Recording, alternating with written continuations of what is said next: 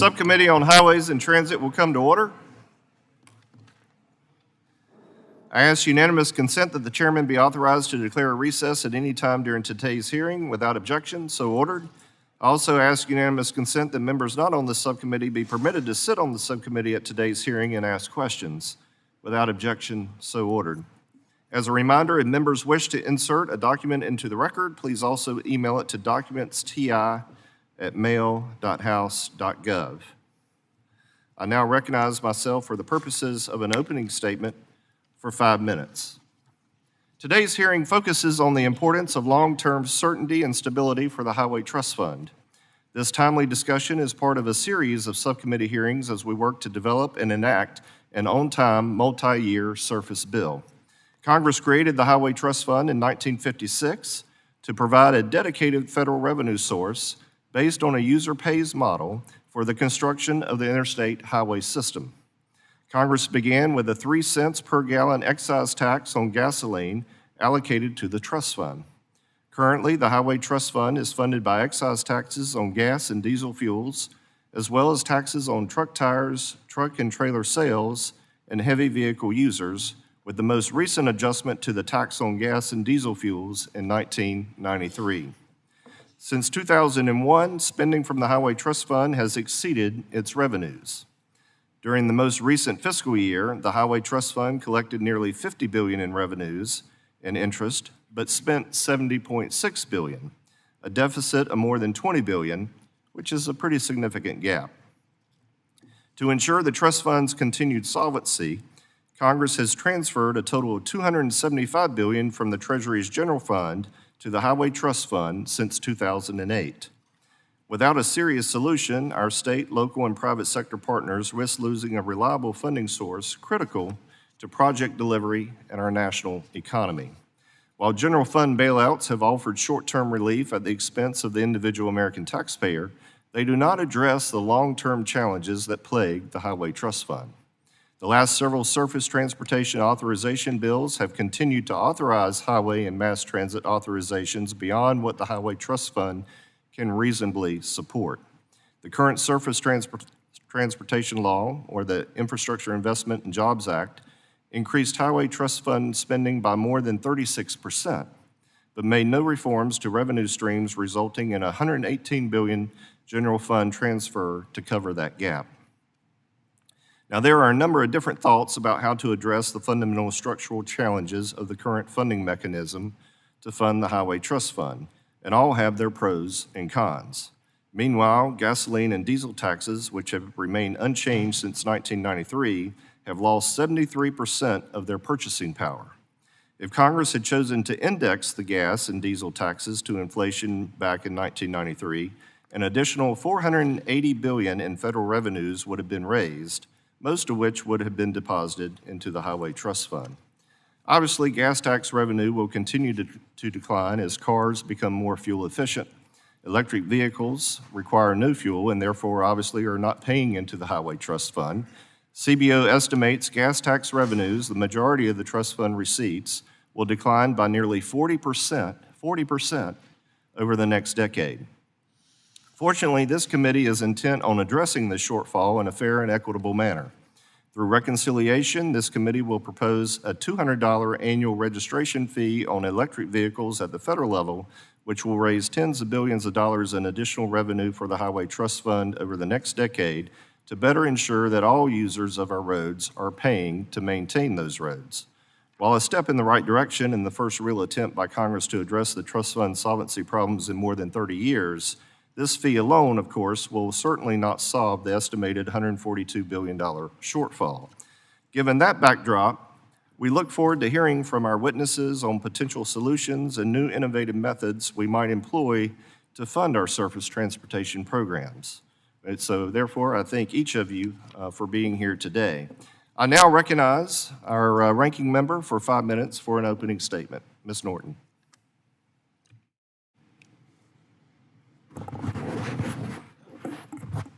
Thank you. I want to thank Subcommittee Chairman Rouser for holding this hearing. The Highway Trust Fund guarantees predictable funding to to state and local partners, empowering communities to build the infrastructure they need. However, since 2008, trust fund spending has outpaced revenue, a trend that is projected to exhaust the trust fund by 2028. Therefore, Congress must find a sustainable solution to ensure the solvency of the trust fund. To date, Congress has transferred $275 billion from the general fund to the Highway Trust Fund, including $118 billion in Infrastructure and Investment and Jobs Act. This infusion of funds enabled critical investments in roadway, bridge, and freight infrastructure, roadway safety upgrades, and transit network expansions. Without the general fund transfers, these and many other priorities would have been sidelined. Supplementing the Highway Trust Fund revenue with general fund transfers has been necessary because Congress has not raised the gas tax in over 30 years, which has eroded its purchasing power. The Infrastructure Investment and Jobs Act supported several pilot projects to study other funding options, such as a road user charge that would levy a fee on miles driven rather than gallons of fuel consumed. Congress should consider the full menu of options to ensure the solvency of the Highway Trust Fund, including a national road user charge. Whatever Congress decides, the solution must meet several criteria. First, we need to provide a sustainable revenue source for Highway Trust Fund, for the Highway Trust Fund, that allows this committee to continue to enact multi-year surface transportation bills. Second, we must retain and strengthen the mass transit account for the Highway Trust Fund. Transit, which is an essential part of our transportation system, improves mobility, reduces pollution, reduces congestion for drivers, and supports millions of private sector jobs. Eliminating the mass transit account, a proposal Congress hears periodically, would not make up for the Highway Trust Fund's shortfall. According to Jeff Dazis, one of our witnesses, the Highway Trust Fund will face an annual $40 billion gap between revenue and spending by 2027. Transit spending will account for only $17 billion, or less than half of the shortfall. Congress must reject any attempts to eliminate the mass transit account, which would hurt people, our economy, and our environment without solving the problem. Third, we need to direct more Highway Trust Fund resources to places that need the most. Local roads are what I mean. According to research by the Brookings Institution, local roads are entitled to a much larger share of federal resources than they receive, and they tend to be in much worse condition than state roads. There are several paths that Congress may choose to take that would guarantee reliable funding, maintain the mass transit account, and direct more resources to local partners. I look forward to today's discussion. Thank you. I now recognize the chairman of the full committee, Mr. Graves, for 5 minutes for an opening statement. Thank you, Chairman Rouser, and I want to thank all of our witnesses for being here today as we discuss the importance of long-term certainty and stability in the Highway Trust Fund. The trust fund is facing an insolvency crisis dating back to at least 2008, as current user fees are no longer sufficient to sustain necessary investment in our surface transportation needs. The Infrastructure Investment Act, or IIJA, failed to address the issue, and it only made matters worse by increasing spending from the Highway Trust Fund by $102 billion and relying on a bailout of the trust fund with $118 billion from a general fund transfer. So let me be clear: Republicans support investing in infrastructure, but our highway funding system is founded upon the principle that roadway users must pay for their use of the system. And failing to restructure our surface transportation funding sources is going to have severe consequences for our nation, transportation system, and the American people. That is why tomorrow, as part of the reconciliation package that we're going to be working on, the committee will take the first steps towards Highway Trust Fund solvency and stability. We will vote on a proposal to leverage existing state vehicle registration systems and address and assess a new fee of $200, as was pointed out, on electric vehicles, $100 on hybrid vehicles, and $20 fee on most other passenger vehicles. If successful, this new user fee would represent the first new funding stream into the Highway Trust Fund in more than 30 years. Nearly 40 states already have a special registration fee for EVs, and it's time for the federal government to assess a fee on EVs that for years have not paid any gasoline or diesel taxes, which is obviously the primary source of the Highway Trust Fund revenues at this point. Most importantly, this proposal continues the user fee principle and ensures EVs no longer get a free ride on our highways. While EVs and hybrids will start paying these fees into the system in the near term, the $20 fee will not go into effect until 2031. This delay gives the committee the opportunity to consider restructuring the broken trust fund tax structure with a fairer system to ensure solvency for many years to come. And let me close by once again underscoring the significance of this proposal. The trust fund is broken. Our reconciliation bill will take the first steps towards fixing it by unlocking the path towards permanently addressing the trust fund issue. And this gives our committee a significant head start in our reauthorization process and sets us up for success. We have to act now to save the trust fund before it's too late. And with that, Chairman Rouser, I appreciate the opportunity, and I yield back. Ranking Member Larson has yielded back, so we'll now go to introduction of the witnesses.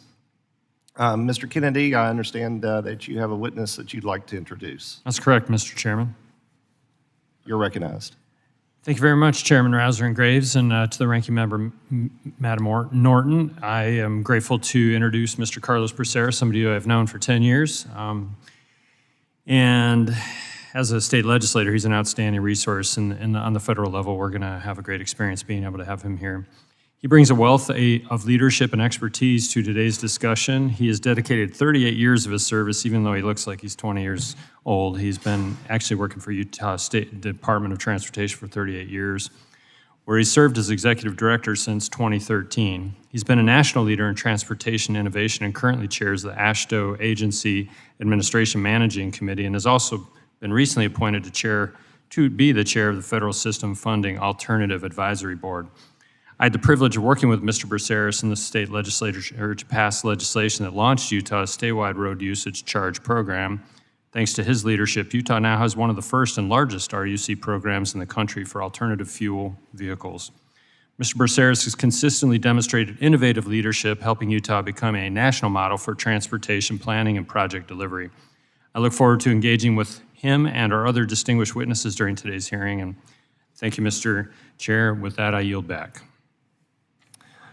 We also have with us Ty Johnson, who's testifying on behalf of the National Asphalt Pavement Association and also Great North Carolina. Great to have you here.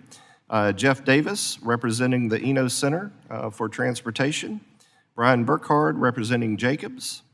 And Udi Tomer, representing Brookings Metro. I particularly thank each of you for being here and look forward to your great insights. Briefly, I'd like to take a moment and explain our lighting system. It's pretty self-explanatory. There are 3 lights in front of you. Green means go, yellow means red is soon to come, and red means close it up just as quickly as you can if you haven't already. I ask unanimous consent that the witnesses' full statements be included in the record. Without objection, so ordered. I also ask unanimous consent that the record of today's hearing remain open until such time as our witnesses have provided answers to any questions that may be submitted to them in writing. Without objection, so ordered. I also ask unanimous consent that the record remain open for 15 days for any additional comments and information submitted by members or witnesses to be included in the record of today's hearing. Without objection, so ordered. So as your written testimony has been made part of the record, the subcommittee asks that you limit your oral remarks to 5 minutes. With that, Mr. Braceras, you are recognized for 5 minutes. Chair Rouser, Ranking Member Norton, members of the subcommittee, good morning and thank you for the opportunity to testify. My name is Carlos Braceras. I'm the Executive Director of the Utah Department of Transportation, and I'm a past president of the American Association of State Highway and Transportation Officials. I'm honored to share the perspective of state departments of transportation nationwide, along with some insights from Utah. Transportation is the backbone of America's quality of life and its economy. Every school bus route, every emergency response, every product on our store shelves begins with a safe, reliable trip on our roads and bridges. When transportation works, people barely notice it. When it fails, communities and commerce grind to a halt. We must recognize that the system is truly a nationwide network. When transportation is successful in Utah, we contribute to the success of North Carolina. Likewise, transportation challenges in Utah negatively impact states on the other side of the country. The Highway Trust Fund is vital to building and maintaining a strong, effective transportation network. Let me give you one specific example. Using the bridge formula funds from the IIJA, Utah identified 90 bridges that were in need of work. 76 of them were owned by rural communities off the state system. By the end of the current program, every one of those bridges that had been in poor condition will have been repaired or replaced. This results in better safety and mobility for users of the system and lifts the burden from local governments whose budgets are overstretched. This bridge formula program is an example of how formula funding allows states to plan strategically and to effectively deliver the priorities that are most important to our state and local communities. The important benefits of an effective transportation system now face a critical risk. The Highway Trust Fund is deteriorating. Since 2008, the Highway Trust Fund has spent more than it collects because the primary revenue source, a per-gallon fuel tax that is not indexed for inflation, shrinks as vehicles become more efficient, consuming less fuel or no fuel at all, and inflation continues to erode the purchasing power. Absent congressional action, we will face a shortfall of roughly $20 billion next year.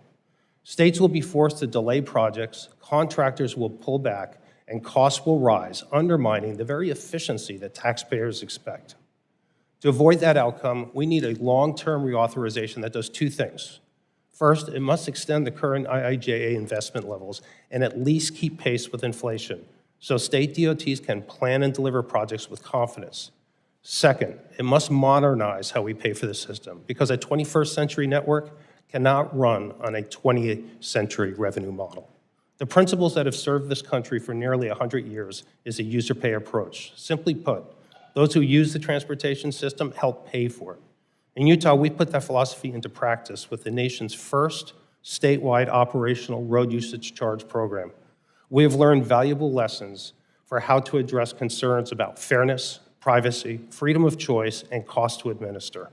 Our experience in Utah demonstrates that it's possible to effectively address challenges and concerns associated with the road usage charge model, and we believe solutions can be implemented nationwide.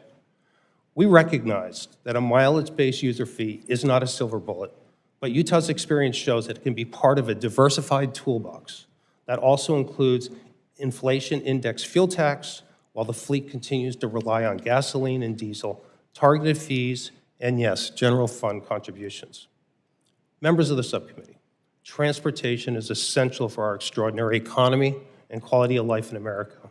States need the certainty and the resources to build a safer, more resilient, and more innovative transportation future. A timely, long-term, fully funded reauthorization will let every state, urban, suburban, and rural, deliver the projects our citizens expect and deserve. On behalf of Utah and my colleagues in all 50 states, thank you for your leadership and for the chance to testify. I look forward to your questions. Mr. Johnson. Good morning, Full Transportation and Infrastructure Committee Chairman Graves, Ranking Member Larson, Highway and Transit Subcommittee Chairman Rouser, Ranking Member Norton, and members of the committee. Thank you for the opportunity to speak today about the Highway Trust Fund and the vital role it plays in securing the future of our national surface transportation system. My name is Ty Johnson. I'm proud to serve as president of Fred Smith Company, a Raleigh-based heavy highway construction company employing over 1,200 dedicated men and women throughout North Carolina. Our company builds roads and bridges, manufactures asphalt, and has proudly contributed to the infrastructure that keeps our communities connected for nearly 100 years. I'm a lifelong North Carolinian, born in Durham and educated at NC State University, where I earned a degree in civil engineering. I've spent my entire 30-year career in the heavy highway industry, serving in many positions at our company. Today, I'm honored to speak not only for Fred Smith Company, but also on behalf of the 1,100 member companies of the National Asphalt Pavement Association, the only national trade association exclusively representing the asphalt pavement industry for the past 70 years. Our members are in every state and operate in every congressional district. The asphalt pavements we provide cover over 94% of the entire national roadway market, and our industry is ubiquitous with any policies focused on highway funding, expansion, and maintenance. However, we cannot talk about America's infrastructure future without first talking about the solvency of the Highway Trust Fund. My hope is to provide this committee on the HTF's real-world impacts on contractors and material providers, like Fred Smith Company and others in the asphalt industry, who work with state DOTs and HTF-backed projects every day throughout the country. I believe 4 clear user fee pathways must be considered for HTF solvency, and while NAPA is agnostic on any one option we must pursue, these 4 would certainly make major financial strides. One option is to immediately index and raise the gas tax, which hasn't occurred since 1993. Another is to capture all users of the national roadway system within the HTF, explicitly EV and any hybrid drivetrains that pay little to no funds into the HTF currently. Additionally, you could implement a national vehicle miles traveled program that would provide an equitable capture of the roads we use and frequency, which can be deployed without privacy concerns and could implement various collection mechanisms. Lastly, a national fee on gross vehicle weight restrictions would capture any vehicle on our roadways and tier a vehicle's fee based off its weight and thus its literal impact on our national roadway network. Each of these options has merit, and together, implemented in some capacity or in tandem, offer a pathway to sustainable long-term funding. In North Carolina, we understand the stakes. Our state maintains more roads than nearly any other, over 80,000 miles of highway and 13,500 bridges. In 2023 alone, North Carolina received $1.6 billion in federal funds from the HTF to support critical projects like the widening of I-95 and improvements to I-85 and I-77 in Charlotte. Every $1 billion in infrastructure investment supports approximately 13,000 American jobs. At Fred Smith Company and across the entire asphalt industry, we provide good-paying careers that support families and communities.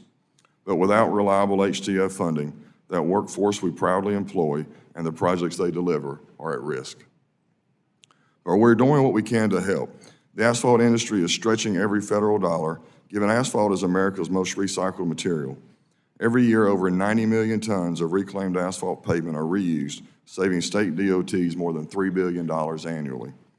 With the right policies and incentives, we can further expand this cost-saving practice and deliver greater value for every taxpayer dollar without sacrificing pavement performance. But it's not just how we support the HTF with new user fees, it's what HTF resources mean for the safety of our employees. As you know, last week was National Work Zone Awareness Week, a sobering reminder that more than 100 road workers lose their lives annually in work zones. HTF programs like the Work Zone Safety Contingency Fund support technologies and strategies that keep our workers and the traveling public safe. Members of the committee, the Highway Trust Fund is not just a financial mechanism, it is the backbone of our nation's surface transportation network. The current user fee system is unsustainable, but the solutions are within reach and the choices are real. On behalf of Fred Smith Company and the members of NAPA, we are eager to partner with you in shaping a bold, bipartisan reauthorization package that financially secures the HTF and positions our country for decades of economic growth and mobility. Thank you for the opportunity to speak today. I look forward to your questions and to supporting your work in ensuring the financial future of our national surface transportation network. Mr. Davis, you're recognized. Chairman Rouser, Ranking Members Norton and Larson, and members of the subcommittee. My name is Jeff Davis. I'm a senior fellow at the Eno Center for Transportation, a nonpartisan think tank founded by traffic pioneer William Phelps Eno in 1921 to carry on his work increasing the safety and flow rate of vehicular traffic. We are a 501c3 nonprofit that now studies all modes of transportation up and down the Federalist chain of government. Established in 1956, the Highway Trust Fund is part of the user pay, user benefit tax principle.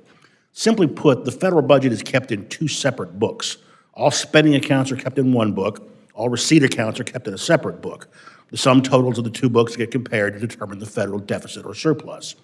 A federal trust fund account is a bridge between the two books, a way of linking receipt accounts from specific taxes on certain groups with spending accounts that benefit those groups over a long period of years. It's a visibility exercise, not a fiduciary relationship.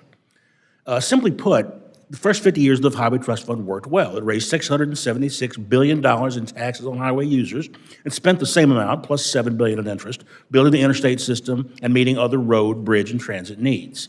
Since 2007, however, things have been out of balance. Spending was 28% higher than tax receipts, necessitating $275 billion in bailout transfers, almost all from the general fund.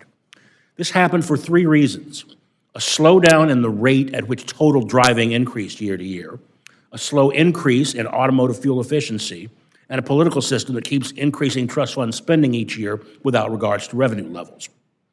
The problem on the spending side has been more acute lately since the enactment of the bipartisan infrastructure law.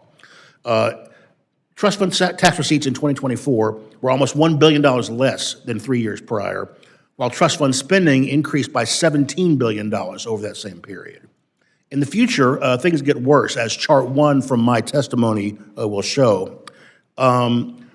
This shows the columns, the vertical columns are tax revenues for the trust fund, and then the green ones on top are the general fund bailouts in the year they get spent, and then the red line is spending. You can see that CBO projections at the current rates and spending levels, the trust fund will run out of money again in mid-2028, and after that, the immediate revenue gap will be around $40 billion a year, rising to $50 billion a year by 2035, or $340 billion over that period cumulative. Put another way, only 60 cents out of every dollar paid out of the trust fund last year came from highway user taxes. The rest came from some other kind of general fund subsidy or transfer. In about 2030 or 2031, we fall below the 50% mark, 50 cents on the dollar. And by 2035, CBO says trust fund taxes will only support 43 cents out of every dollar of outlays. Now, make no mistake, the trust fund didn't go broke because of electric vehicles, but the rate of EV adoption controls the rate at which motor fuel tax receipts will continue to decline in the future. If Congress decides they want to continue the user pay system, and they should consider that question, revenues and spending need to be aligned. At present, 3 of the 5 highway trust fund excise taxes tax the extent of highway system use. Gasoline, diesel, and heavy truck tires are all proxies for road mileage. The other 2 taxes on trucks don't measure the extent of road use, the 12% sales tax and the heavy vehicle use tax annually. They're more system access charges. So in terms of taxes that measure road usage, so far doesn't appear to be the willingness in the political system to increase motor fuel taxes. And while Congress has encouraged research into a national mileage fee, the implementation costs and complexity of such a fee probably mean that it wouldn't be practical to get it done in time for the next reauthorization bill. That leaves taxing road access, the potential for road use, instead of the extent of actual road use. The committee apparently released this morning a national vehicles registration fee proposal it'll consider tomorrow, focused on first electric vehicles and hybrids and eventually expanding to all motor vehicles. Although such fees do not fully measure system use, they are as consistent with the user pay system as either of the two current truck taxes are. But again, remember how big the problem is. We're only 60% self-sufficient right now, dropping below 50% in 2030 or 31. In terms of dollars, just remember one figure, 42 to 43 billion a year in revenue at most forever versus 80-some billion dollars in receipts by the time the IIJ is, in spending by the time the IIJ is done. You've either got to bring the 41 or 42 billion line up or the $80 billion line down or some combination. And that means that you got to double revenues or else cut spending by the end of this bill. My back of the envelope calculations say that the EV fee, while it is significant, wouldn't come close to actually closing the amount of revenue that you need to get another 5-year bill. This concludes my testimony. I'd be happy to answer any questions. Mr. Burkhardt. Good morning, Chairman Graves and Rouser, Ranking Members Larson, Holmes, Norton, and members of the Subcommittee on Highway and Transit.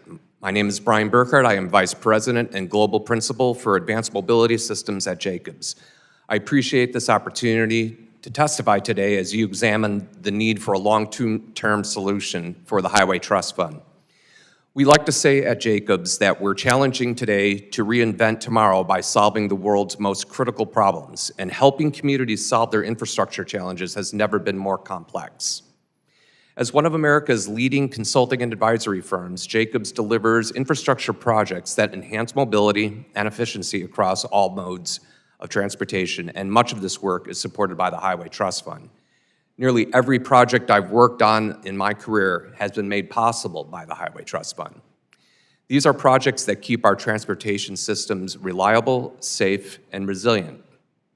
Moreover, because of the improvements and efficiencies they realize for goods movement and mobility, they drive the American economy forward.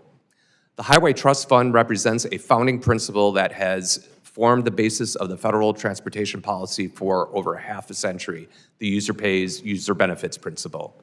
But the Highway Trust Fund continues to be in trouble. And our current path is uncertain unless we address the fund's long-term structural issues. Fortunately, there are several alternatives to relying on a fuel tax to fund our transportation infrastructure needs. These include an EV fee and a mileage-based user fee or road user charge. First, an EV fee could be a short-term stopgap measure to reduce the fuel tax deficit caused by EVs. Nearly 40 states have adopted EV fees, usually in the form of an annual fee paid during vehicle registration. Some states have implemented additional fees based on vehicle weight or have instituted fees on public EV charging stations. However, EV fees should not be viewed as a panacea to the fund's problem. Rather, they should be considered in parallel with a longer-term fix to the gas tax. Additionally, these one-time or annual payments are not precise assessments on transportation usage, and they do not align with the continued impact that a vehicle imposes on the system. As stated in the National Surface Transportation Infrastructure Financing Commission's report in 2009, required by SafetyLoo, the most viable approach to efficiently fund investment in surface transportation in the medium and long run will be a user charge system based more directly on miles driven rather than indirectly on fuel consumed. Congress has helped states and interstate organizations test the feasibility of mileage-based user fees, but now national leadership is critical, and the US DOT should move forward on the national pilot as defined and required by the IIJA. Full federal implementation of a mileage-based user fee pilot program must be accompanied by a robust education campaign to ensure drivers understand how the program works, the positive impact on rural communities, and the opportunities for privacy protections. Moving to a true transportation usage-based system is imperative in the long run. Lastly, the role of private financing in P3s has grown in interest in helping to close the gap between limited public funding and our growing needs. P3s have been used for centuries across the world and are becoming more prominent in the US thanks to federal financing programs such as the tax-exempt private activity bonds and low-interest rate TIFIA loans. P3s can accelerate project delivery and encourage cost-saving innovation, but they're not suitable for all project types, particularly those without sustainable funding sources. Encouraging private sector participation, ideation, and efficiency is good for infrastructure, and we urge this committee to make these financing programs more accessible so states and localities can accelerate project delivery. This committee knows all too well that our infrastructure funding gap has continued to grow, and we encourage continued collaboration to ensure that the federal government remains a committed partner in funding our transportation infrastructure. Ensuring the solvency of the Highway Trust Fund while adhering to the user pays principle is essential for continued economic growth and is needed to improve the safety of our nation's transportation systems. Thank you for the opportunity to testify, and I look forward to your questions. Mr. Tomayer. Chairman Rouser, Ranking Member Norton, and members of the Subcommittee on Highways and Transit, thank you for the opportunity to testify before you today. My name is Adi Tomayer. I'm a senior fellow at the Brookings Institution here in Washington, D.C. I want to start by noting that my remarks today, plus my written testimony, strictly represent my personal views and do not in any way reflect the views of the Brookings Institution, its other scholars, employees, officers, or trustees. This hearing comes at an opportune time. The Highway Trust Fund is one of the most powerful fiscal instruments in your investment toolbox. Its unique design allows lawmakers to approach investment through multi-year cycles, the same approach used by the state and local owners of our surface transportation network. The trust fund delivers not just funds, but certainty. And the net effect has been a transformation in how people and goods move across America. Said plainly, the trust fund itself is a national asset. Still, the trust fund is just a tool. It doesn't differentiate between where gasoline and diesel were consumed. The trust fund isn't codified to advance any specific economic competitiveness goals you may have. It's only there to support the execution on your congressionally programmed priorities. This next reauthorization presents another opportunity to adopt investment policies that will promote economic competitiveness for generations to come. The Highway Trust Fund will continue to be a powerful tool to achieve that overarching objective, especially if it's coupled with targeted improvements to what it funds and how it distributes that funding. I have 3 high-level recommendations to that end. First, it's vital to keep investing more in the network. We've spent generations building out all our roads and rails, and the roadways alone are now worth over $5 trillion, according to the BEA. All those facilities interweave to move over 1 billion person trips and over 55 million tons of freight every day. It's in our best interest to keep maintaining and modernizing that network. Yet Congress is actually falling short of its past commitments. Even with the IIJA money now coursing through the system, the share of GDP that Congress spends on highways and transit is below the average from 1991 to 2023, and it'd look even worse if we went back to 1956.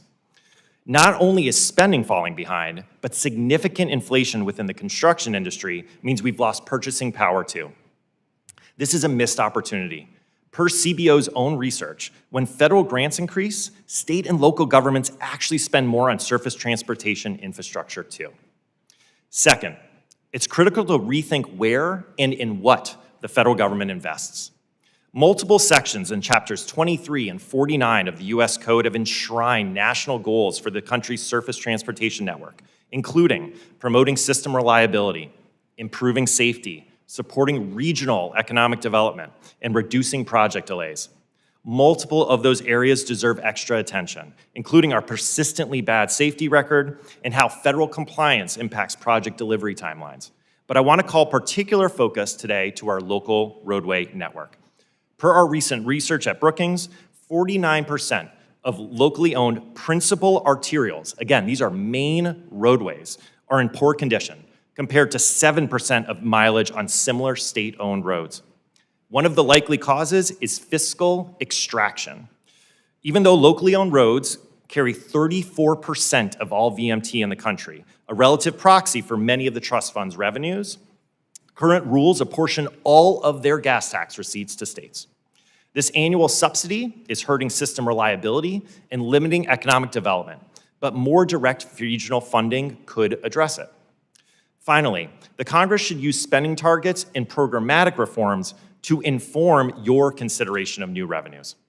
The United States is incredibly fortunate to have the fiscal capacity to invest at the scale we need and to have access to a range of instruments to reach our spending targets.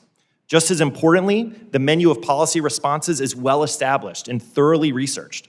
Vehicle registration fees, road user charges, and private financing instruments are all viable options alongside established alternatives such as increasing gas taxes or transferring general fund revenues. The challenge is building consensus and selecting fiscal instruments that match your goals. I recommend Congress set up a bipartisan working group to pool your published knowledge and then use that working group to address thorny questions like tax incidents, compliance costs, and spending timelines. To conclude, the trust fund is well suited to channel investment dollars, yet it would be a wasted opportunity if Congress did not couple considerations of new revenue with efforts to rethink how the country measures need, who controls the funding, and the process by which funding recipients comply with federal rules. Thank you again for the opportunity. Well, thank each of you very much. We'll now turn to questions from the panel. I'll recognize myself for 5 minutes for questions. I'll start with Mr. Johnson. It was great to be with you back home in North Carolina when we went and toured the project you're working on there on I-95. And by the way, I think we've been working on I-95 since I was born. But in any event, talk to us a little bit about the importance of trust fund solvency in terms of timelines and sustainability, just the importance of keeping projects on task.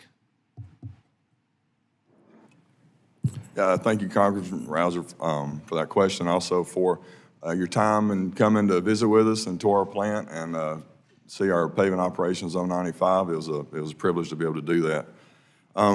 So my two biggest concerns as president of Fred Smith Company are the safety of our employees and to make sure that we have enough work for all of our employees. The Highway Trust Fund in North Carolina provides about 25% of the funds needed to fund the DOT road program. So that 25% is very critical to our company and to our employees. The highway industry in North Carolina is sized, the number of employees we have and the equipment and resources we have is sized to maintain a certain dollar amount spent for the highway program. And if the funds were to be reduced and the amount of money coming in and available were to be reduced, that would severely impact our industry. That would mean that we could potentially have layoffs and reduction in workforce, which would be devastating to our company and our communities. Also, knowing that money is there and it's consistent and it's sufficient and we know it's coming allows us to invest in our company and invest in our communities, whether that be buying, installing, putting up new asphalt plants, or buying more equipment, or expanding our offices, hiring more employees, be willing to train our employees. Knowing that the money is available and it's coming and it's dedicated is critical for us to make those decisions. The work we do is extremely expensive. The equipment and the materials that we buy cost a lot of money, and with any uncertainty if that work will be there to put that equipment and those people to work, it makes us question whether we want to grow and expand in our communities. So in addition to those, the long-term effects, if we do have a slowdown and the workforce shrinks, then when the work does come around, if there is more work that comes later, then it's going to cost more, it's going to take longer. Because the workforce is going to be smaller, just supply and demand. If there's more work and we have fewer people, then it's going to cost more, and the project's going to be delayed. And that's just talking about our company. When you're looking at what it means to our communities and the traveling public, without having that funding to be able to keep up with the demands in our state, whether it be people who live in our state or people who just transit through our state, it just really impacts the mobility, the ride quality. We can't maintain roads. So just having the Highway Trust Fund solvent, knowing that it is there and that our DOT can plan out the work and know that the funds will be available when the time comes to build it, that we can count on those jobs being there and the opportunities are there. This means so much for our planning of our resources and our labor force, that when there's doubt with our state or with our with our company, it just makes it challenging to grow and to invest. So just the renewal of the Highway Trust Fund is just critical to our employees and our communities. Thank you very much. You covered it well. Mr. Braceras, let me ask you, Utah is a growing state, North Carolina is a growing state. How have you traversed the pitfalls, all the pros and cons of addressing your issues there? Thank you, Mr. Chair. Yeah, growth is so exciting, but it's also one of the biggest concerns our citizens have, the rate of growth. And Utah's we like to say we're unique, and some people might roll your eyes at that, but we are a very urban state, believe it or not. We're the 7th most urbanized state in the country because 65% of the land in Utah is owned by the federal government. So we have amazingly beautiful places to go recreate in, but our growth is all concentrated on basically what we call the Wasatch Front. And what we're seeing with that explosive growth is a concern both from, the quality of life that everybody's experiencing. And congestion has been one of their rising concerns. So the ability to plan and get projects ready to go is really critical. And that's, I think, what, Mr. Johnson was talking about. All states have a 5-year plan of projects because it takes a long time to deliver those projects. We know for every section of road, we have a plan for every section of pavement in our state, every bridge in the state. And if we can deliver those projects when it's needed most, we follow the deterioration curve of a pavement and we say, you know what, we can make an investment, a lower cost investment at the right time, and we can stretch out the life of that roadway. So if we can I'll need to shut you down there. I don't want to go too far over time since I'm chairman and have to keep everybody else in line. But anyhow, thank you. You can weave your answer into some other questions when you have a little more time later. Ms. Norton. Thank you, Mr. Chairman.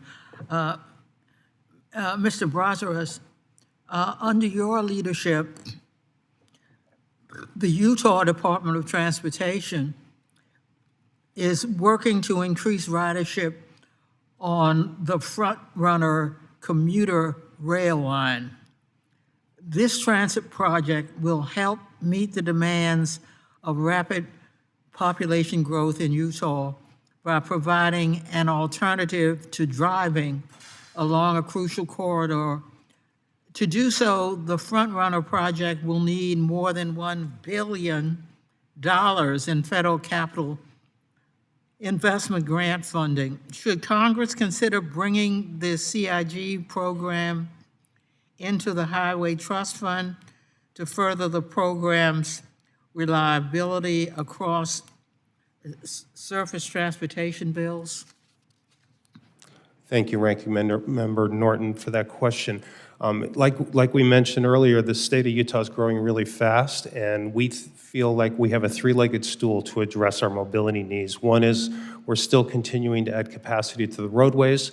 We need to increase our transit usage, and I appreciate you mentioning the Front Runner project. It's one of the most important projects we're working on with our partners at Utah Transit Authority, as well as our partners at the MPOs. We're trying to take the service. Right now, we can peak hour service because it's every 30 minutes, and we're trying to get to 15-minute peak hour service. And so that's why we feel very positive about our ability to compete in the capital improvement grant program to be able to fully fund the Front Runner project, which we think is a critical project for the 2034 Olympics that we have coming up. In direct response to your question, ma'am, I think you're going to have to look at, if you move it into the Highway Trust Fund, something's going to have to give. And right now, I think we can demonstrate across this country there is more demand, there's more needs in the Highway Trust Fund than we can even fund right now.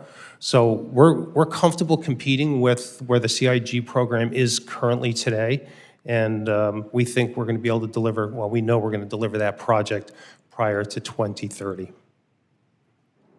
Mr. Davis, public transit benefits everyone by reducing air pollution easing congestion for drivers, connecting people to essential services, and providing good-paying jobs.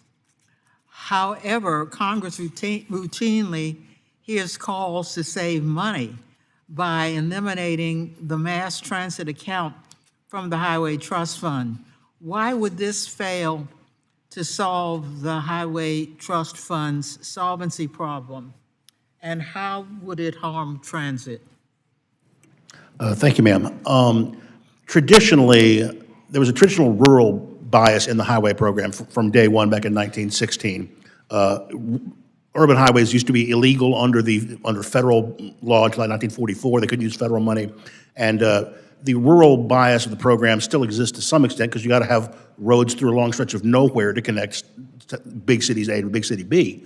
The highway guys resented, I believe, mass transit letting them into the system originally because the program as it was in the 70s and 80s was much more about the 10 or so big legacy cities that had existing rail systems. Since then, under Senator Shelby in particular, the transit system has branched out a lot more emphasis on transit in mid-sized and smaller cities, rural bus service, things like that, trying to deliver more specific usability to rural areas. But there was the fact that political parties have gotten polarized and population density is now as good a metric as you can find for political polarization hasn't really helped things.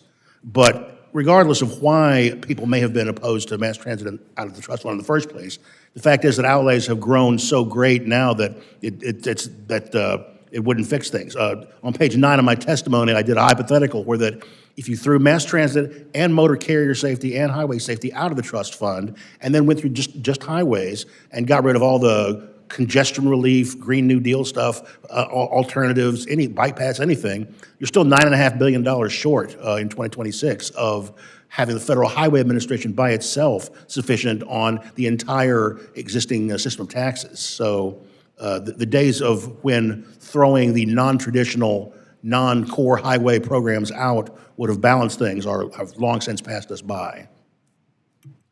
My time has expired. Mr. Crawford. Thank you, Mr. Chairman. Appreciate you conducting this hearing today. Thank you to the witnesses here as well. And as we all know, electric vehicles are notoriously heavy by comparison to the combustion engine vehicle counterparts.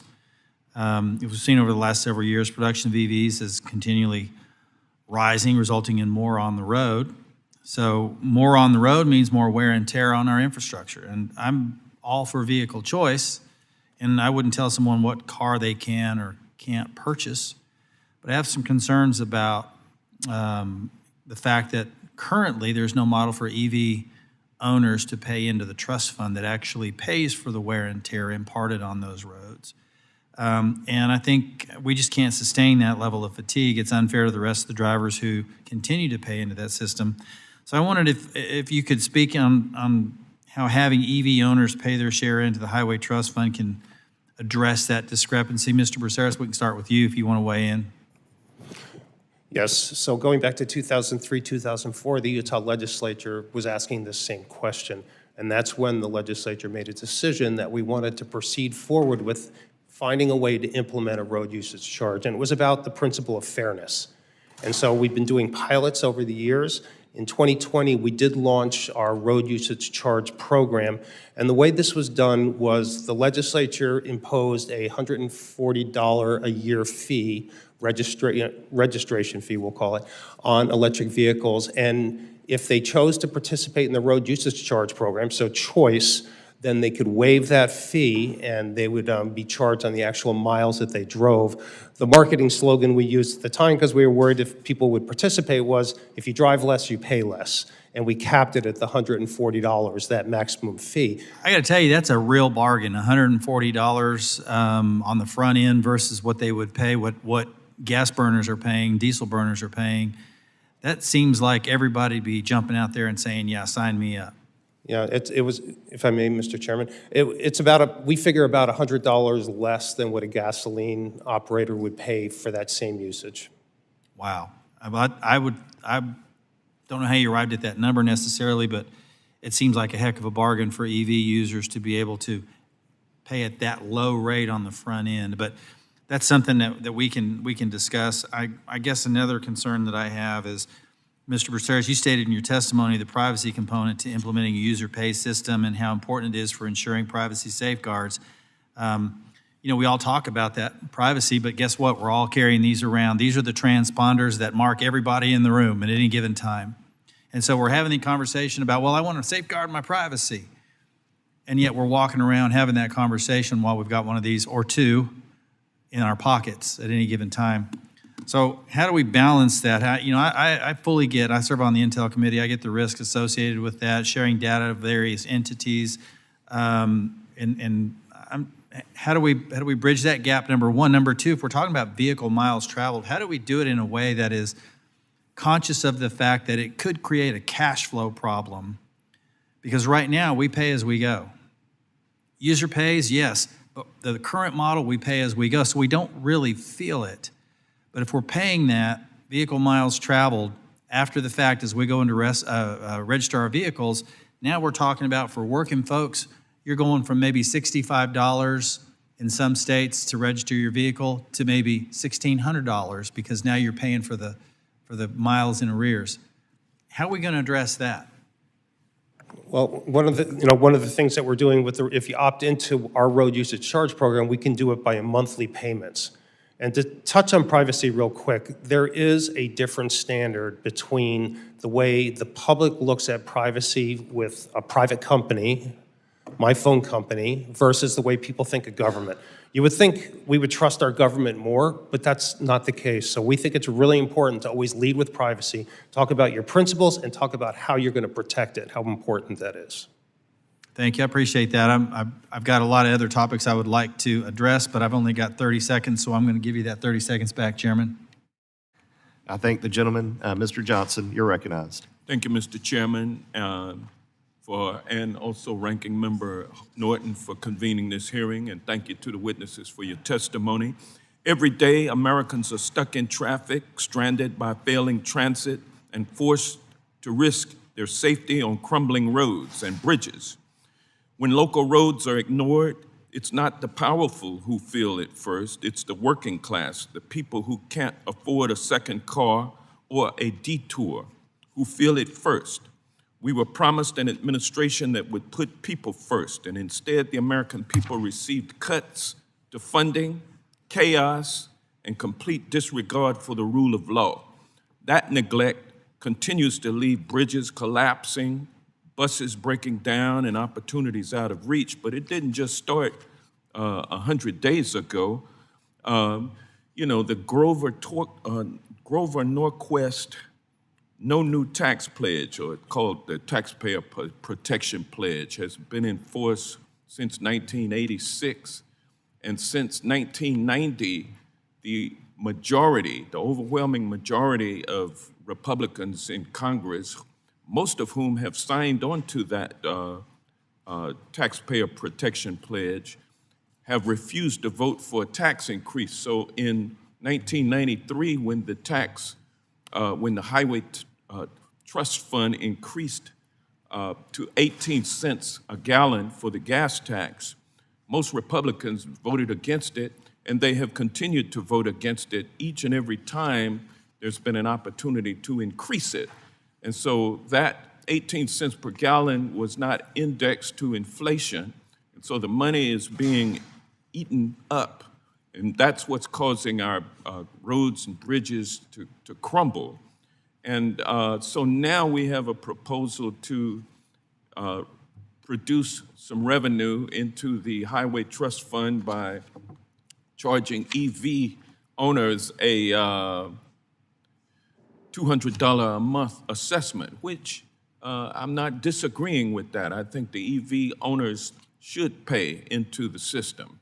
But I wonder whether or not Grover Norquist is going to say that that's a tax increase. And if he does, the same way he has said that increasing the Highway Trust Fund is a tax increase and he's opposed to it, my friends on the other side of the aisle will be opposed to it also, and then we will continue, while cutting taxes for the top 1% in this country, we'll continue to see our roads and bridges crumbling because we're failing to invest.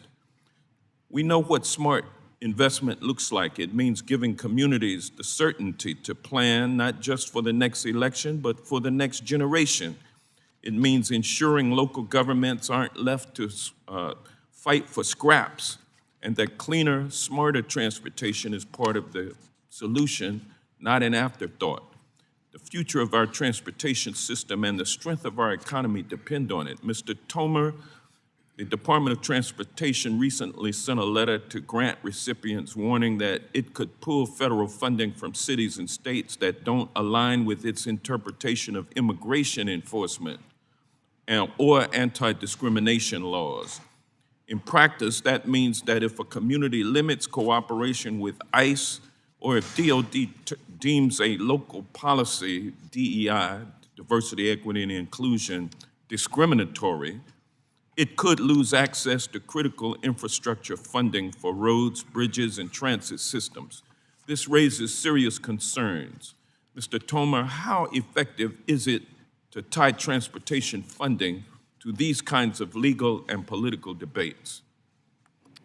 I appreciate the question, Representative. I can't speak to the politicization of some of this, and I'm certainly not an immigration lawyer.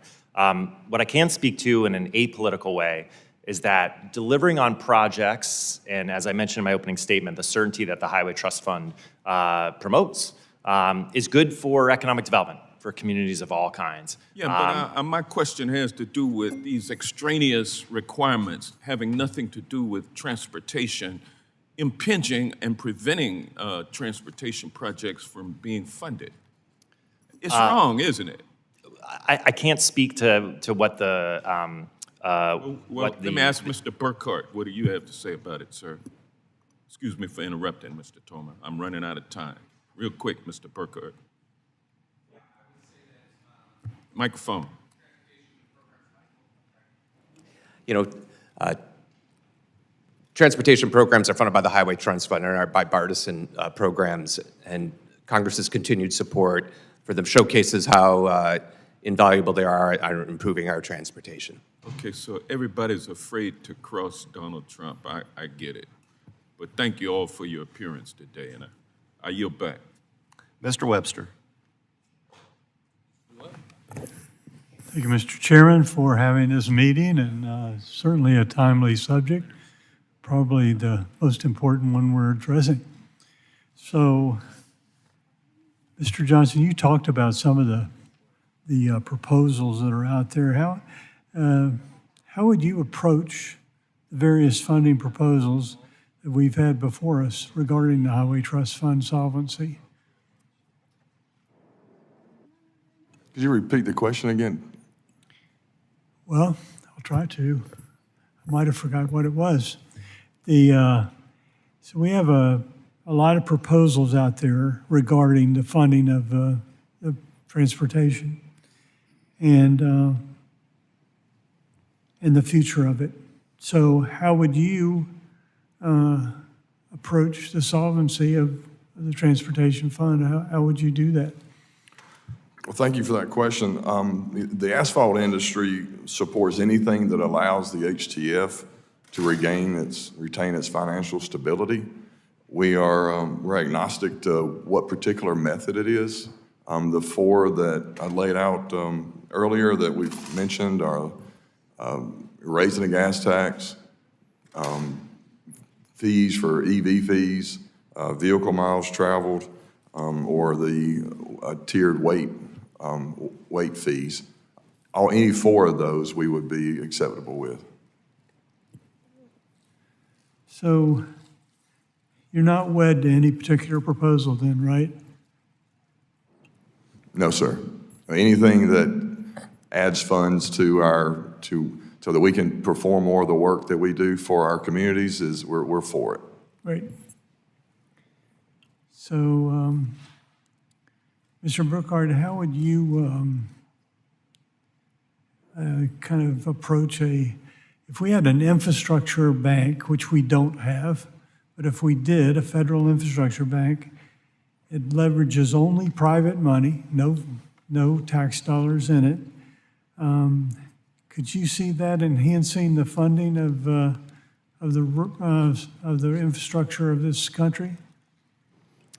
Yes, I believe an infrastructure bank could be used to supplement a lot of the current funding tools. And as Mr. Johnson alluded to, there's many methods to that collectively can help fund our transportation improvements, and we see that infrastructure bank is a good option, and it also could signal the federal government's openness and commitment to working with the private sector, and would also provide a clearinghouse that could attract eligible other private financing. So we see the infrastructure bank as one of many potential solutions to address the funding challenges. Thank you so much. You're back. Ms. Brownlee. Thank you, Mr. Chairman. Mr. Chairman, I've been a member of the House Transportation and Infrastructure Committee since 2015, and in the over 10 years that I've served on this committee, we have had several hearings about the need for long-term funding solutions for the Highway Trust Fund. In those 10 years, we've passed 2 prior surface transportation authorization bills, the 2015 FAST Act and the 2021 IIJA.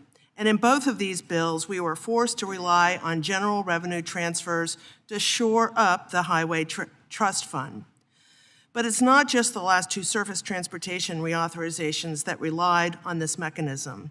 As we've heard in testimony today and many times before, Congress has not raised the gas tax since 1993, which is the primary source of revenue for the Highway Trust Fund, and the revenues coming into the trust fund have not kept pace with outlays since 2001.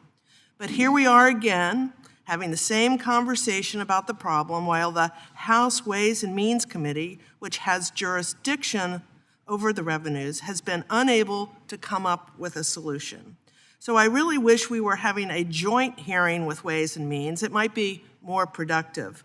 Another alternative that I think we should consider is a change to the House rules to give the House Transportation and Infrastructure Committee jurisdiction over the revenue piece of the Highway Trust Fund. Maybe then we could really make some headway on a long-term solution. Until we find one, it seems we may be doomed to repeat the same hearing every couple of years, like the movie Groundhog Day, where nothing ever changes until we flip the script and make radical positive changes. Yesterday, I went on the House Ways and Means website and searched for the words Highway Trust Fund to find the date of their last hearing on this subject. Would you be surprised to know that the search returned not a single result? Does anyone know when the last time was that the House Ways and Means Committee had a hearing focused specifically on Highway Trust Fund? Asking any of you who are testifying. There was one around 2004, I think. And what did they conclude? They wound up not recommending any significant rate increase. Although there was some weird stuff with the way the ethanol was taxed. They found things around the edges and found some extra dollars for the trust fund, much of which wound back up in Bill Thomas's district. It's earmarks. Well, thank you. I don't think that. I think my opinion, my argument here still stands pretty firm. But I will move on. So, Mr. Bracareras? Anyway, I appreciate your testimony noting the importance of the Olympics and understanding both your state and my state, I'm from California, are both anticipating a great Olympics. But my question to you is, have you had any discussions with the City of Los Angeles, State of California, with regards to awareness that the federal government needs to pitch in here, understanding that I think both in Salt Lake City ahead of the 2002 Olympic Games and to Atlanta ahead of the 1996 Games, the federal government certainly provided resources to ensure that we had success with the Olympic Games. So have you had any further conversations with Los Angeles with regards to upping the awareness around this issue? Yes, ma'am, we have. We all talk together, us transportation geeks, and so we talk and leverage what we learned in 2002. We've shared that with Los Angeles and with the transit districts there as well, and we're going to certainly have some folks on the ground there during the games to learn as well. So we go back and forth. It's a good So are you conversation. getting any positive feedback from the federal government with regards to additional funding to support the games? I know my delegation, the Utah delegation, is very interested in helping Utah prepare for the 2034 games. And when we think about preparing it, we don't want to build projects just for the games. We look at the games as an operational event. So we're going to look to the federal government for support on things like security. We're going to have to bring in a lot more transit vehicles, buses mostly. And so we look for that support from the federal government. We received it prior to 2002, and we expect to be successful going forward. Thank you. I yield back, Mr. Chairman. Mr. Babin. Thank you, Mr. Chairman. Appreciate the hearing today, and I'm honored to be seated here on this esteemed committee for another important round of surface transportation reauthorization. I'm also glad that we're discussing the Highway Trust Fund, the continued solvency of which is absolutely critical to the longstanding health of our nation's roads and highways and bridges going into the future. But, and my friends on the committee who have been here a while know this, I'm very concerned that my home state of Texas is continuing to pay more than their fair share, more than they get out of it. Texans receive a paltry 84% rate of return on Highway Trust Fund programs, meaning that for every dollar the state puts in, they only get 84 cents back. Mr. Chairman, I look forward to working with you and my other colleagues on this committee on the dais to try to correct this issue. Well, that said, I'll move into my questions. Mr. Burkhart, you note in your testimony that rural residents in states like Georgia and Maryland would end up paying less under a mileage-based user fee as compared to the current gas tax. Could you explain why a mileage-based fee works better for rural communities? Yes, thank you for your question, Mr. Chairman. Many folks in the rural communities have vehicles that have lower gas mileage, lower than, in some cases, 20 miles per gallon. And so they pay quite a bit more in comparison to more efficient vehicles, which tend to be people that are living in suburban or urban communities. And so that's where the cost differential happens. And interestingly, this is part of what we're finding in working with states on their mileage-based user fee pilots, is that education is essential to these programs to ensure that people understand the result of the mileage-based user fee. Thank you. And just to follow up, how can Congress act to make sure that a mileage-based fee does not overburden our trucking industry, who collectively log thousands of miles driven? Mr. Burkhart. Can you repeat the question, please? How can Congress act to make sure that a mileage-based fee does not overburden our trucking industry, who drives thousands of miles? Absolutely, absolutely. Yeah, a tiered program that would address the weight of vehicles is what the mileage-based user fee pilots are looking at. And so making sure that that fair share is attributed as the vehicles put wear on their transportation system. That's how we would feel that should be approached. Okay, thank you. And Mr. Braceras, I'm also concerned with the red tape surrounding the deployment of projects in our rural areas. Do you see any opportunities to streamline federal requirements tied to Highway Trust Fund dollars that would help rural state departments of transportation to deliver projects more efficiently and cost effectively?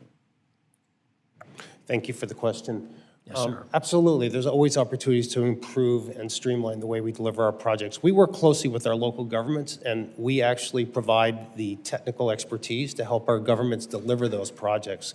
Now, other examples that we utilize is where a local government may want to do their project on their own, we do an exchange for federal dollars. So we'll exchange 85 cents on the dollar, and the local communities then can have the flexibility to execute their projects the way they want. They feel it's much more effective, and they can deliver those projects faster. So that's one tool that we utilize in Utah on an ongoing basis. I got you. Thank you. Mr. Chairman, I yield back. Mr. Garcia. Thank you, Mr. Chairman and Ranking Member, and of course all the witnesses here today. It's clear that the Highway Trust Fund status quo is no longer viable. The billions of dollars that Congress has transferred from the general fund to the Highway Trust Fund since 2008 tells us as much. All Americans are subsidizing driving, whether they actually drive or not. And what have we received in return? Lots of bad stuff, traffic and congestion. According to INRIX, a transportation analytics company, the typical U.S. driver lost 43 hours in traffic in 2024. Our communities also suffer from heavy pollution. The American Lung Association estimates that 46% of all Americans are living in places that get failing grades for unhealthy levels of ozone or particulate matter. People of color and people with lower incomes disproportionately live in areas affected by higher levels of air pollution, leaving them vulnerable to respiratory diseases, heart disease, and adverse birth outcomes. But despite all these facts, worsening traffic, public health risks, and environmental injustice, Congress continues to prioritize highway spending over public transit via the 80-20 split. That is 80% for highways and 20% for public transit. It's a funding paradigm that's outdated and unresponsive to the needs of local communities. I'm a big supporter of increasing funding for public transit and getting on par with highway spending. Mr. Tomer, as you point out in your testimony, the U.S. DOT estimates that the reinvestment backlog of transit assets falling below the state of good repair is over $100 billion. The backlog ranges from transit vehicles like buses and rail cars to system components like train signals. How would shifting the funding split in the Highway Trust Fund towards public transit help transit systems address the reinvestment backlog and improve their service? Yeah, Representative Garcia, thank you for the question. The Congress has been really clear over the past few decades that as we've finished the grand project that was building out the national interstate system and bundled under the formal National Highway System moniker, right, which my colleague, Mr. Davis, spoke about, and this original fiscal system we set up was in fact capturing user fees from all users because that National Highway System, it didn't exist yet, right? We had to pool this money. The states were the right entity to give it to build out that network. Now that that network's been built, the Congress, particularly since 1991 with Senator Moynihan and other leadership, have been looking for different ways to offer flexibilities, both to states, to other potential recipients, those who work directly with the states to think about different flexibilities, and that's inclusive of transit. What I think you're raising, and both with the FTA's own conditions assessments, frankly, sister data, if you will, from the Federal Highway Administration, is that we need to think about differently about investments, particularly in regions and localities, giving them flexibilities to make the investments that work right for them. We know even in the state of California, right, there's only so much real estate left to build, and in fact, we need to build kind of better in the locations where people already live and think different about how people move around. So it's not just that there's this backlog of investment. I think the Congress has been clear about giving those flexibilities, and investing more in transit is clearly one of those areas where the need exists. Thank you for that. Next, I'd like to briefly discuss a proposal to have EVs pay into the Highway Trust Fund. My Republican colleagues are pursuing a punitive fee of $200 on EVs as part of reconciliation. That's despite the fact that the average passenger vehicle paid $82 into the Highway Trust Fund last year. Mr. Davis, at what amount would you recommend setting an EV fee that does not tax drivers unfairly based on the kind of vehicle that they choose? Based on the statistics the Federal Highway Administration published a couple of months ago, the 2023 averages, the average short wheelbase vehicle under 112 inches paid about $80 in gasoline taxes, and the average long wheelbase of the bigger truck and SUV van paid about 112, so about a $90 average, $90 a year average. As Mr. Crawford mentioned, there is a weight differential for EVs, particularly on the heavier end. You could maybe juice that up to have EVs pay a bit more, but 200 a year seems a little more than the average ICE vehicle plus that weight differential Mr. Crawford was talking about. So it's not ridiculously out of proportion, but maybe a little bit more. Thank you. Mr. Chairman, before I yield back, I seek through unanimous consent submit a letter for the record from the Charge Coalition detailing how a $200 EV fee is harmful on consumers and fails to address the solvency issues with the Highway Trust Fund. Without objection. Thank you. I yield back. Mr. LaMalfa. Thank you, Mr. Chairman. Appreciate it. Mr. Davis, I'd like to got a couple questions for you. On your history with the Highway Trust Fund and research, what do you see are the turning points that have led us to this current structural deficit we have? And well, let's just go from there, please. The first turning point was so slow that I didn't notice it really until a couple of years ago, that back in the glory days, the 50s and 60s, VMT, the amount driven, was increasing by 4.5% per year on average. That's higher than inflation. Then that started to change in the 80s and then again in the early 2000s. So now it's only increasing by less than 0.5% a year. So even if you stop selling EVs tomorrow, 0.5% a year of increased VMT. And so even if you stopped selling EVs and gasoline mileage stayed right where it is, that's the most that gas tax receipts could go up without a rate increase. It's about 0.5% per year. And then starting after the OPEC embargo and then Iran, the mileage kept getting better and better, so fewer gallons per mile. And then finally, the last few bills starting in 2005 have intentionally increased spending greater than anticipated revenues. So we're three separate things. The whole full court press we've heard from government and from different entities is that we want people to drive more efficient vehicles. And so what's the reward in that? Is that they are using less gas, but then now government looks at it like, well, you're not using enough gas, you're not generating enough tax. So what's the catch? It made sense as a matter of energy policy after the OPEC and then environmental policy to encourage that. But people didn't realize until it was too late that you had federal energy environmental policy at loggerheads with federal highway finance policy, which was based on the number of gallons sold. And no one put it together until it was too late, apparently. Yeah, okay. And we were talking about rural areas a little bit, and people might have lower mileage vehicles because they need four-wheel drive, or they're doing the types of jobs and such in agriculture or mining or timber, things like that. So aren't they still paying at the pump a proportionate amount to what they drive? I mean, the worse the mileage is, the more you're going to pay, right? Yes, sir. That is correct. Okay. So to expand on the how the electric vehicles are playing a role these days in lack of revenue. Well, currently EVs don't pay any taxes to the Highway Trust Fund. And yeah, a minute ago we heard it called, it's a punitive tax to put any kind of tax on it. What do you think about that? You can argue the level, but the EVs should be paying something if you're going to continue the user pay, user benefit system. That philosophical decision needs to be made whether to continue user pay, user benefit, or move on to something else. Because if you continue user pay, that limits the universe of new revenue sources you can find to highway and transit users. But if you're going to continue user pay, EVs should definitely pay something. It just becomes a question of what level and how to collect it. It would seem so, yeah. So how much heavier is an EV vehicle compared to, let's say, the same size of car that's not EV?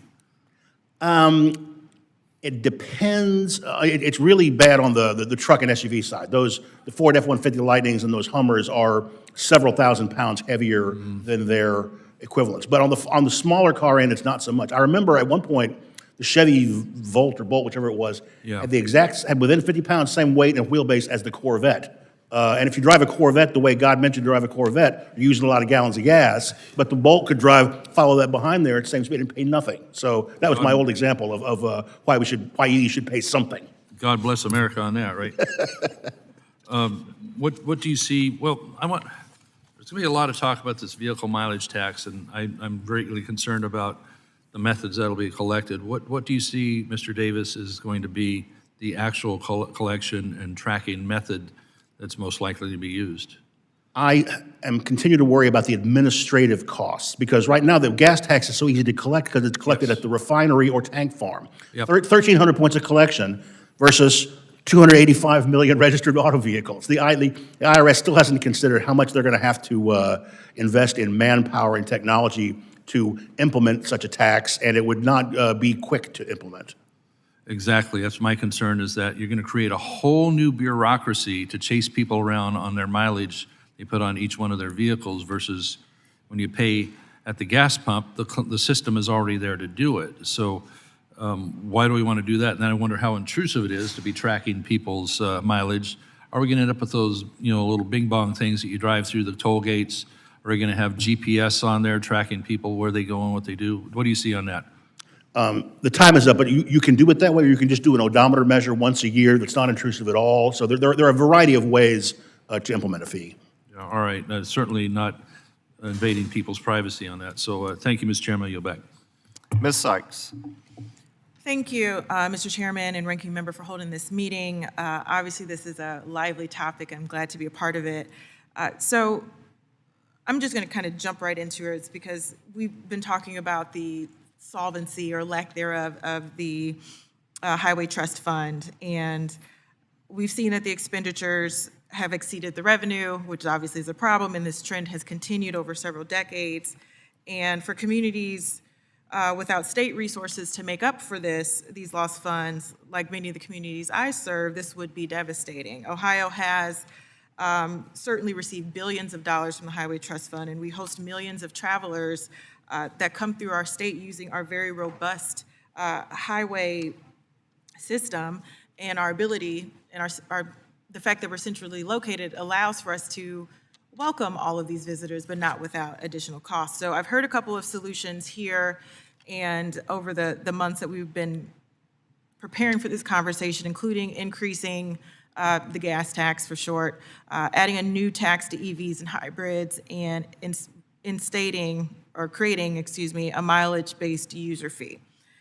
And I think I want to focus our conversation back on the people who are going to be impacted about all of those decisions the most, the American public, because between the tariffs on vehicles that changes in a blink of an eye, that might even be changing today, the cost of living that has not been addressed as promised, my constituents just don't have the money to pay more in gas taxes.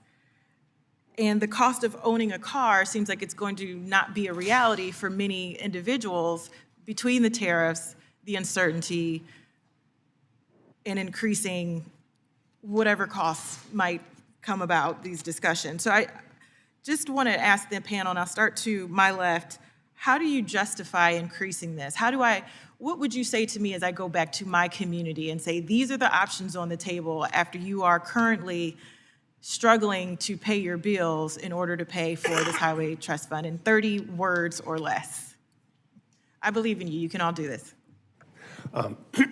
First of all, I believe that the transportation is one of those foundational issues that all of our citizens need to have functioning well, and that our responsibility in government is to be able to provide that at the lowest cost for our citizens. And really, I got a call from the Wall Street Journal, I'm not doing 30 words, sorry, from the Wall Street Journal in 2015 when we passed the gas tax increase. And they said, I thought Utah was a conservative state. And I said, we are. Conservative people take care of what they have. That's a lower cost of ownership. So I would recommend that being able to connect the benefits that they receive from transportation to the costs that they pay is an important component. Thank you. Mr. Johnson. Thank you. So I just want to say that the heavy highway paving industry is a very competitive industry. The money that is spent by the federal government and the state government goes very far because it is a very competitive industry. We we work hard every day to try to get our costs as low as possible, and that cost is passed along to the users. And we believe in order to maintain those communities and be able to service those communities, the Highway Trust Fund needs to be funded by the users so that we can continue to provide that service and that connectivity that the communities need. Thank you, Mr. Davis. Beyond just the general sentiment that, you know, there's no such thing as a free lunch, and we haven't been paying for what we use, and it's time that we did that.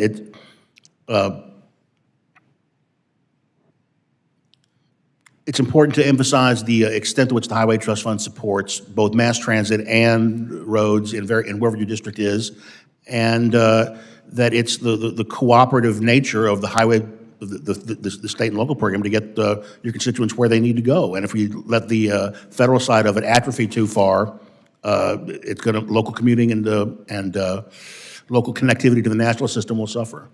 We only have 30 seconds left. Mr. Burkhardt. Yes.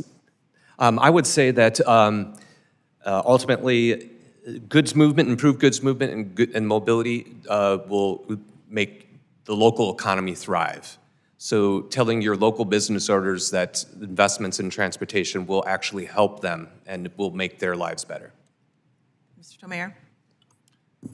This money gets you to work, gets your kids to daycare, to school.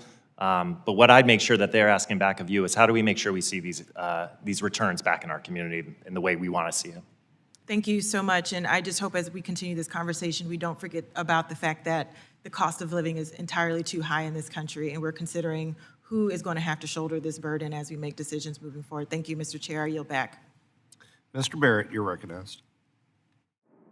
Thank you, Mr. Chairman, and excuse me. I'll get that figured out one of these days. Thank you all for being here and for your participation in today's hearing. Mr. Johnson, I had a question for you. How can we be sure that additional dollars, because a lot of the focus of this hearing today is around the injection of more money into the Highway Trust Fund that will ultimately make its way into state governments, local governments, or into the system that will result in the paving of roads that's, you know, the part that your organization does. But how can we be sure that investment of more dollars will actually yield more miles of road or more infrastructure, more bridges built, things like that? It's been one of my frustrations coming from state government before serving in this role was that we injected more money into our transportation budget, but it always felt like the rate of inflation around funding of highway projects, road building, and everything else far exceeded the rate of inflation in the overall economy, and we weren't always yielding more miles of paved road, for example. Can you help me understand how we can expect a correlating benefit from more money being spent?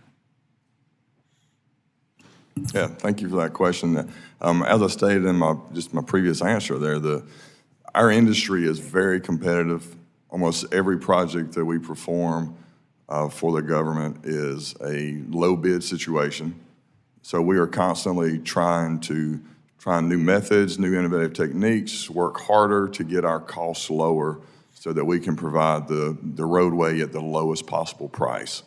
And we're continuing to innovate through recycled asphalt pavement or new innovative designs in order to try to keep that as low as possible so those dollars go as far as possible. Sure, and I know that there's, you know, a bid process and everything else, but we're dealing with, you know, sourcing of aggregate and, you know, some of the other scarcity of materials and workforce issues. We have, I think, 7 million men in America that are on the sidelines not working and not seeking work right now. I think we've got a whole bunch of issues combined that are contributing to this that could be addressed. And I'm not suggesting that we don't need more money into the system, but I also want to make sure that any additional investment we do would be met with a commensurate increase in output that would actually be to the benefit of drivers. I think one of their biggest frustrations is they feel like taxes or fees or other things go up and they don't actually see the outcome in resultant benefit of infrastructure.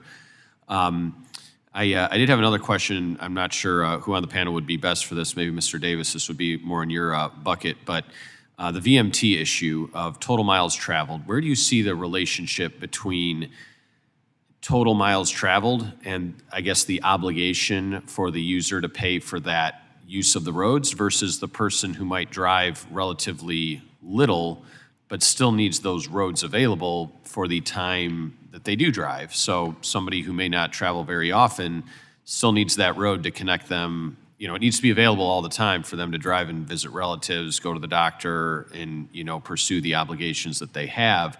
So that entirely, I guess, placing the entire cost expectation on the number of miles driven versus the I guess, comparative ratio of having the available infrastructure, where do you see that falling, and would we be placing all of our eggs in one basket, and would it affect, you know, rural drivers like those in my district who may travel further but still need, you know, other folks need the benefit of the highway system, whether they drive every day or not? That's an excellent point.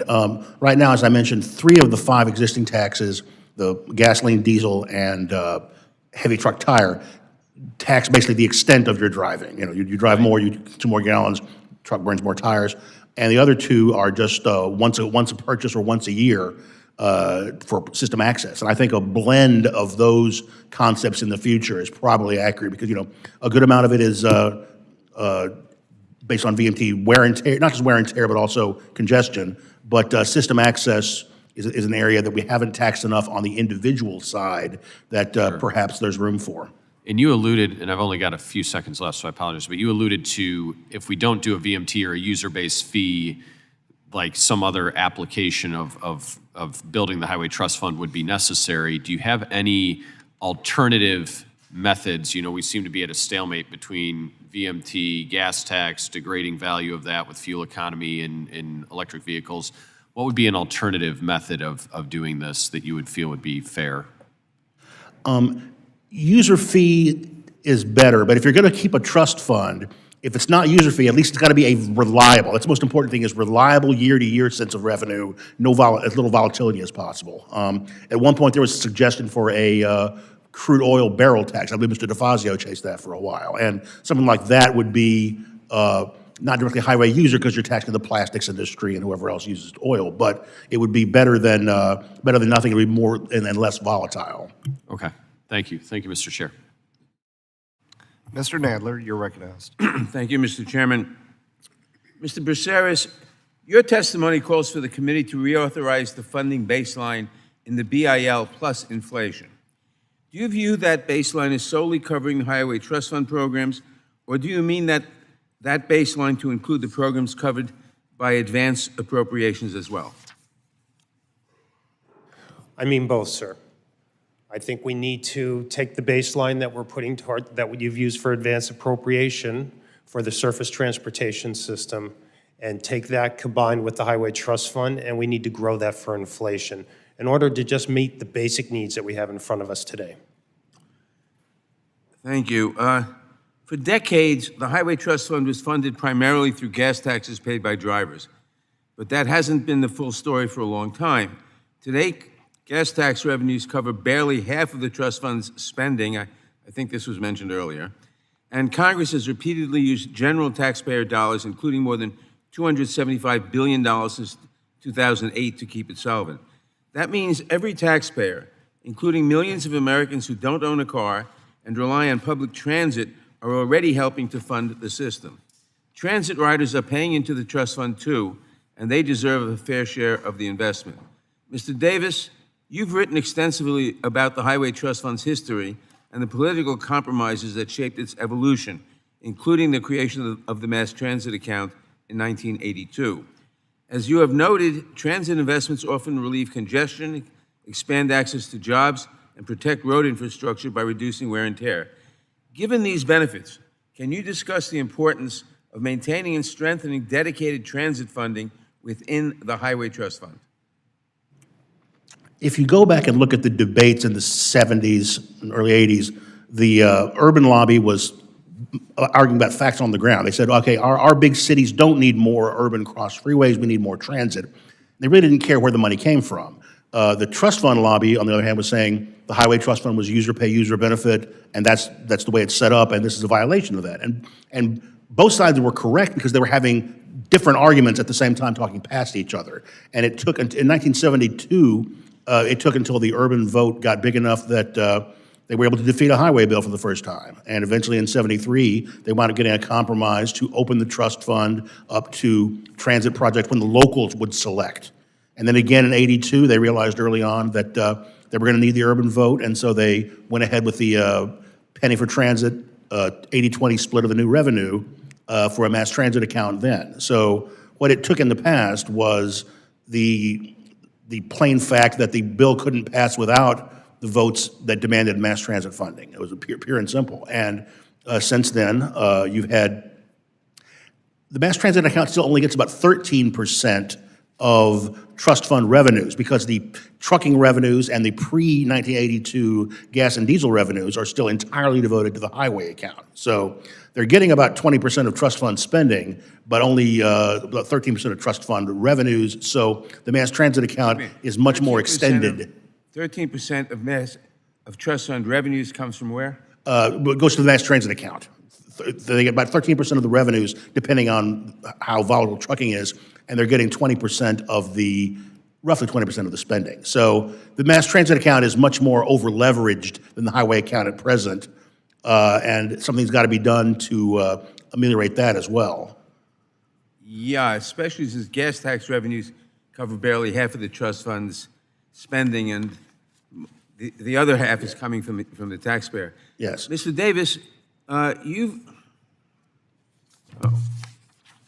Tomer, your testimony highlights the urgent need for investments in transit assets and the growing backlog of repairs. Given shifting demographics, climate challenges, and the need to connect all Americans to economic opportunity, how critical is it that Congress preserve and expand federal investments in public transit? And what risks do we face if we fail to do so? Yeah, I appreciate the question, Representative Nadler. The study after study on kind of all across the intellectual spectrum shows that transit produces net benefits to society, what economists will also often wonkily call like agglomeration economies, spillovers. The point is this helps grow places, helps get people to work, particularly in a more affordable manner. It provides net economic benefit. It's not just the communities it's in, but the country as a whole. The question I think for the Congress, as my colleague was just speaking to, is how do you set up the revenue system in a sustainable way to make sure that you can kind of invest in all of the above solutions that make sense for each of these communities? Thank you. I yield back. Mr. Collins, you're recognized. Thank you, Mr. Chairman. I was making some notes there on something that was just said. Sorry about that. Listen, I just want to take a few minutes and I want to speak from the perspective of a trucker because I'm in the trucking business. It's all I've done all my life. And I guess the first thing I want to start out with is just a list of taxes that we pay from the trucking industry. I mean, first of all, we pay for IRP tags, which is supposed to be the International Registration Plan, for every truck, every tag, every year. Then we've got FET tax on new purchases, which is based on the purchase price, which when I bought my first truck back in the early 90s, fully loaded, decked out, was $81,000. Today's pushing over $200,000 per truck. Trailers are the same way. We pay FET tax on every tire we buy. And by the way, there's 18 tires on an 18-wheeler. And we use a lot of them. We pay fuel tax based on fuel mileage in every state across this country, no matter whether you buy fuel in that state, and the tax is based on the tax rates for that state. We also pay the federal highway use tax, which has gone up over years. We used to pay it in arrears based on how many trucks you did have for the past year. Now we pay it up front on how many trucks you have today in one lump sum, and there is no refund if you wreck or if you sell the truck, period.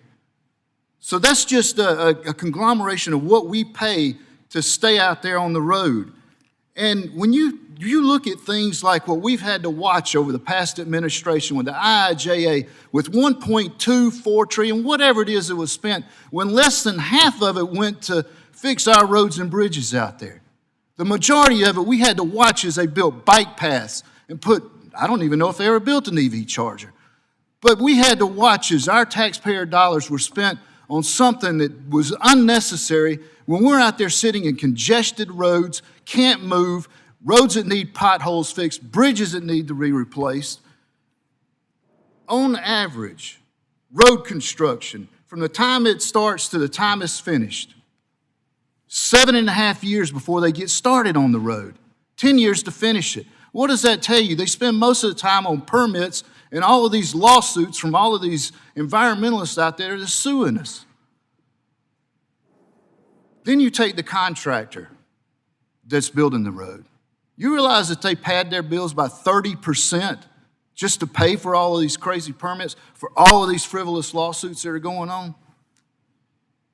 I guess one of the things I got to ask a couple questions. Mr. Johnson, Asphalt, if I remember right? Asphalt price is based on what? Petroleum price? Does it go up when petroleum goes up? Goes down when petroleum goes down? Okay. Mr. Davis, this is a question I didn't understand you, and it's really a question I've been looking for. Does mass transit pay more into the Federal Highway Use Trust Fund than what they get back? Or do they get more out of it than what they pay in? There are no specific taxes on the use of mass transit that go to the trust fund. Now, a lot of people who But they get Federal Highway Use Tax. You know, I take the subway occasionally, but I also own a car. So, you know, there are people But mass transit gets Highway Trust Fund Yes, money. yes. Okay. Taxes on highway users are deposited to the mass I think it's transit. somewhere around 6 to 8 billion a year, something like that. I think that's it. It's about $5 billion a year. Okay, that was the answer I was looking for. Thank you. Listen, truckers, and I know we're looking at how we're going to set this up. 98% of the trucking company out there are 10 trucks or less. These are generational. We work off of pennies per mile, 2.5% return. Truckers have paid enough into the tax system. If you want to do something, get your priorities right. Congress needs to get their priorities right and quit spending money on all this junk out there, like bike trails. Put it into the roads and the bridges that we need fixing and replaced out there. Get these frivolous lawsuits off of everybody. Get some loser pay out there. Give me some good tort reform. You will reduce the cost of what it's costing to build these roads and bridges out there. And you know what, Mr. Johnson, make us energy independent. You start producing oil here in our country, then you'll see the price of gas, you'll see the price of petroleum come down. And oh, by the way, the EPA, who has hounded on the truckers forever, we've gotten less fuel mileage every time the EPA makes a decision out there. Our fuel mileage goes down, so we pay more just by buying a gallon of fuel. The other thing I'd like to say, I know I'm out of time, I think we just need to block grant money to these states and let them handle how to best use it and fix their own roads and expand their own roads and bridges. Thank you, Mr. Chairman. Now yield back. Ms. Friedman, you're recognized. Thank you, Mr. Chair, and thanks to the witnesses for coming here today. You know, as we discuss all these challenges facing the Highway Trust Fund, I want to just take a minute to talk about how we use the money that's in there. You know, something that LA knows a lot about is traffic congestion. The national statistics on highway congestion in 2022 shows that the cost of congestion was $244 billion nationwide. That's about $614 million a day that we spend because of congestion. It also wastes billions of gasoline nationally, with about 21 wasted gallons of gasoline per driver per year. It releases about 24 million tons of excess greenhouse gases into the atmosphere, and congestion resulted in an extra 8.5 billion hours of traffic delays across the country. In LA alone, each commuter spent an extra 122 hours per year sitting in traffic. Nobody likes doing that, least of all me. Between 1993 and 2017, we've added 30,500 new freeway lane miles of roads in the largest 100 urbanized areas. That's a 42% increase in freeway lane miles. States alone spend more than $500 billion on highway capital investments in urbanized areas, with a significant portion spent on highway expansions. Now, in that same time frame that we were expanding all these highways and putting billions and billions of dollars into those projects, Traffic congestion in those 100 urbanized areas has grown by 144%. The evidence is clear, and study after study shows this, that highway expansions, now they do a lot of things. Sometimes they add roads to places that didn't have them before. Sometimes they make our roads a lot safer, and there's certainly places where we need to expand our highways. But when it comes to congestion, there's not really evidence that expanding highways to deal with congestion is doing anything except making congestion worse because of induced demand. Now, in my community, where we've widened the 5 freeway and many other roads, we've seen no measurable decrease in congestion, and it's come at a lot of cost to the residents who live around those highways, many of whom saw a marked decrease in their quality of life. And at the same time, that money that went into those expansions didn't go into things that we know reduces congestion, namely more investments in mass transit, in urban mass transit. Transit's estimated to reduce CO2 emissions by 37 million metric tons annually. Individuals who ride on public transportation instead of driving can save more than $13,000 a year. That's over $1,000 per month. And certainly for many people in our urban areas, they can't afford to own and operate a car, and so they're transit dependent. And because of our lack of investment in transit, we've given them many times really just terrible qualities of life because transit doesn't work well enough for them. It's too slow and it doesn't come fast enough. So, and also robust public transportation systems takes users off the road, which does reduce congestion and makes the roads not wear as quickly. Every $1 billion we invest in public transportation sustains $5 billion in long-term economic impact and 50,000 jobs, which sounds like a great value for taxpayers' money. So I'm going to ask Mr. Tomer, to your knowledge, is it standard practice across the country that when we're looking at investing our transportation dollars in our highway funds, that communities are doing a cost-benefit analysis of the same investment going into mass transit or going into a highway widening? I know that some communities have done this, but is this common practice and should it be? Thank you for the question, Representative. Look, every state and community is different. I think we know that. That's actually one of the kind of great features of this country. Our cost-benefit analyses have come under attack for decades now from academics, and this is really civil attack when I want to be clear, like a civil discourse. The question is, what are you trying to achieve? I mean, we've got to be blunt with all of ourselves here. What are we trying to solve? We know, and I really appreciate you bringing this up, that induced demand is effectively economic truth. You can't endlessly expand highways once you've built out a community. It's a fallacy to tell our households that suddenly this is going to solve congestion, because we know it's not.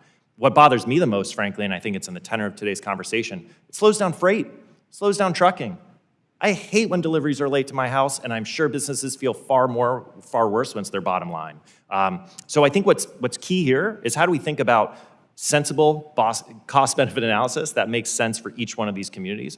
Oftentimes transit, like in greater Los Angeles, right, voters, over 2/3, approved this expansion because it's what made sense to them after, for generations, frankly, trying a different solution. It's gonna look different in different places, but again, as we keep adding people to this country, which is a truly bipartisan goal, we're gonna have to think about how we can realistically fit all of them and our businesses and their freight in these growing communities. Well, thank you, because doing things the same way over and over again with bad results is not a good way for us to move forward. I yield back. Thank you. Mr. Stauber. Thank you very much. Thanks for all of you for being here and testimony. You know, the previous Biden administration pushed an unsustainable mandate on the American people, electric vehicles. They tried to take the choice away from the American taxpayer. Former Secretary Buttigieg and I frequently sparred on this topic. I often had to remind him that the cars, electric vehicles, were unaffordable, inoperable in cold weather climates, and the infrastructure simply didn't exist to make it work. And when they siphoned billions of taxpayer dollars to pay for their Green New Deal agenda, they eliminated the Buy America provisions and used child slave labor to expedite the process. Obviously, I disagreed. Some people have bought into the EV way of life, and that's fine. What I've always wanted above anything else is consumer choice, flexibility for the American people to do what is best for them. But it's important to note that the current state of play is not fair. EVs currently benefit from the highway system, but do not contribute to it. What's worse is that they are heavy vehicles and far harder on our roads. Mr. Braceras, could you talk a little more about the annual fee the state of Utah has utilized in an effort to address EVs usage? Thank you. Yes, so the state of Utah approached the idea here with one of fairness and choice. And so we recognize that EVs were not paying their fair share for their use of the roadway, but we wanted to give people a choice on how they would do this. So we approached it by doing a $140 annual fee on EVs, and then we have a road usage charge program, kind of a parallel program. And so folks can opt in to the road usage charge program. They don't pay the $140 fee, and they'll only pay for the miles that they drive. And so it's trying to be fair to the EV users, but also fair to the rest of the highway users. And we found this to be it's well accepted from our users. Obviously, if you have a choice, you've decided you like that approach. But we think that was, we feel very comfortable with that approach. I anticipate, now this is Carlos, not my state legislature, we anticipate that our next steps going forward will to require EV users to go into the road usage charge program. But that's a policy debate still to take place. I think EV and hybrid fees are an important step to addressing parity on the roads and ensuring transportation infrastructure remains a shared responsibility. When the Biden administration mandated EV use, can you imagine being in northern Minnesota when it's 35 below, trying to get to work when the battery has 50% less usage or even less than that? And it was disappointing that we had to continuously push the former administration to allow us to have choice, just like you did for your citizens in Utah. You gave them a choice and an opportunity for them to choose. That's what the American people wanted. They didn't want the EV mandate forced down their throat. Mr. Chair, I yield back.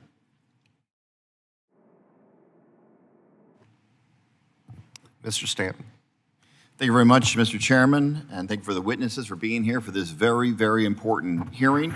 Highway Trust Fund is essential to help states build out and maintain their infrastructure, but it is in need of real reform to make sure states like Arizona, my home state, get a fair deal. We need to be pragmatic about how this investment upkeeps highway and transit, keeping families and businesses connected. So I want to thank all of the witnesses for your recommendations as we work to develop a strong, bipartisan surface transportation reauthorization bill. In Arizona, like most states, we make the most of the formula funding that is allotted. ADOT uses Highway Trust Fund dollars to maintain its more than 28,000 lane miles. Federal formula funds are also used to modernize and improve safety along existing roadways, like US 93 connecting parts of rural western Arizona, which recently received federal funds to turn a 2-lane highway into a 4-lane divided highway, making it much, much safer. Projects like this improve safety for Arizonans, lessen congestion, and allow for more freight transportation to move across the state, an important part of our commerce. But even with investments like these, Arizona is doing more with less. Arizona has added more than 2 million people since just 2000. Our economy has grown exponentially, but current funding formulas are decades old and rely woefully on outdated census information and traffic data. Arizona is one of the fastest growing states in the country. But this year we received one of the lowest percentage of funds relative to our state's contribution. Continue to rely on this antiquated formula to determine future investments isn't just inefficient policy, it puts fast-growing states at a significant disadvantage and undermines our ability to tackle our significant and growing infrastructure needs. Just yesterday, I introduced a bipartisan bill with my colleague, Congressman Tony Gonzalez of Texas, to modernize this formula. Texas is another fast-growing state that has not seen the level of investment to keep up with its population. Our Highway Formula Fairness Act will allow for the decennial census to be considered when calculating apportionment, permitting states that have increased population since the previous sentence to receive funding that reflects that growth. It is just common sense. The bill would also require the Secretary of Transportation to conduct a highway formula modernization study to assess the methods and data that are currently used to apportion federal aid highway funds so we can keep up building and improving. Mr. Braceras, thank you for your perspective, both as a representative of AASHTO and as Executive Director for Utah. In your testimony, you reflected on that, like Arizona, Utah has seen increased growth. In fact, Utah was also one of the fastest growing states in the country. How would having a 10-year census numbers as part of the apportionment calculation for the Highway Trust Fund impact your state of Utah? Thank you, Congressman, for the question. And yes, like Arizona, Utah's growing tremendously right now, and it's really one of the biggest concerns that our citizens have. I would say the best data we have, let's use the best data we can have to make more informed decisions. And so I'm always a fan of getting the best data, the more recent data we can have to be able to make those decisions. So very supportive of the idea of that. All right, and like Utah, Arizona has needs to improve our existing older infrastructure while keeping up with the growth needs. We need to do both. Mr. Johnson, in your testimony, you focused on federal investments for project delivery, workforce development, and economic activity as it relates to North Carolina. You brought up the importance of maintaining a user-based trust fund to ensure that critical road and bridge funding is not reprioritized. In your opinion, what would be the biggest mistake we could make regarding the Highway Trust Fund in this upcoming highway bill? What would cause the most harm on future highway construction funding? Thank you for your question, Congressman. The biggest mistake we could do is to do nothing. It is a broken system. We know it's been a broken system, and there are numerous different alternatives out there that could help fix the system. So just asking Congress to, make a choice and hopefully fix the system for the long term. Really appreciate it. By the way, the irony of it is that infrastructure investment is probably the most popular investment we can make at the federal level. The people do not mind. If they need to pay more, they know they're getting an infrastructure investment, which improves their lives and they know improves their local economy. Finally, just have a statement, Mr. Davis. I don't have a question, but just to say thank you to the team at Eno. The work that you do in providing support in a bipartisan way for this committee is important and will make us have a better surface transportation bill, and it's very much appreciated. Thank you. I yield back. Mr. Johnson. Thank you, Mr. Chairman. Math is a stubborn thing, of course, and the math tells us that if Congress does not act, the Highway Trust Fund will be insolvent in just 3 years. And because math is such a stubborn thing, we know that if Congress does not act, that we will be in a $50 billion hole by the year 2035. In fact, since 2008, we have put $275 billion from the general fund into the Highway Trust Fund. And at the same time, of course, we don't have everybody paying into the system. Now, a user-pays system works pretty well when everybody pays in. It really falls apart when you have free riders. That's why I was so grateful to hear Mr. Stauber, Mr. Braceras have a back and forth about my bill with Deb Fisher that would make sure that everybody's paying their fair share. And I was grateful for so many of the witnesses for addressing this issue in their testimony. And to make it clear, my bill with Senator Fisher would just say, hey, for those EVs, they're going to pay their fair share. We've calculated what would be a fair amount if they were an internal combustion engine. Of course, we have an accounting for the heavier weight because of the battery. It seems like it's an idea that's gaining some steam. And so, Mr. Chairman, I would ask for unanimous consent to enter this letter of support for my bill signed by 25 national associations. Without objection. So ordered.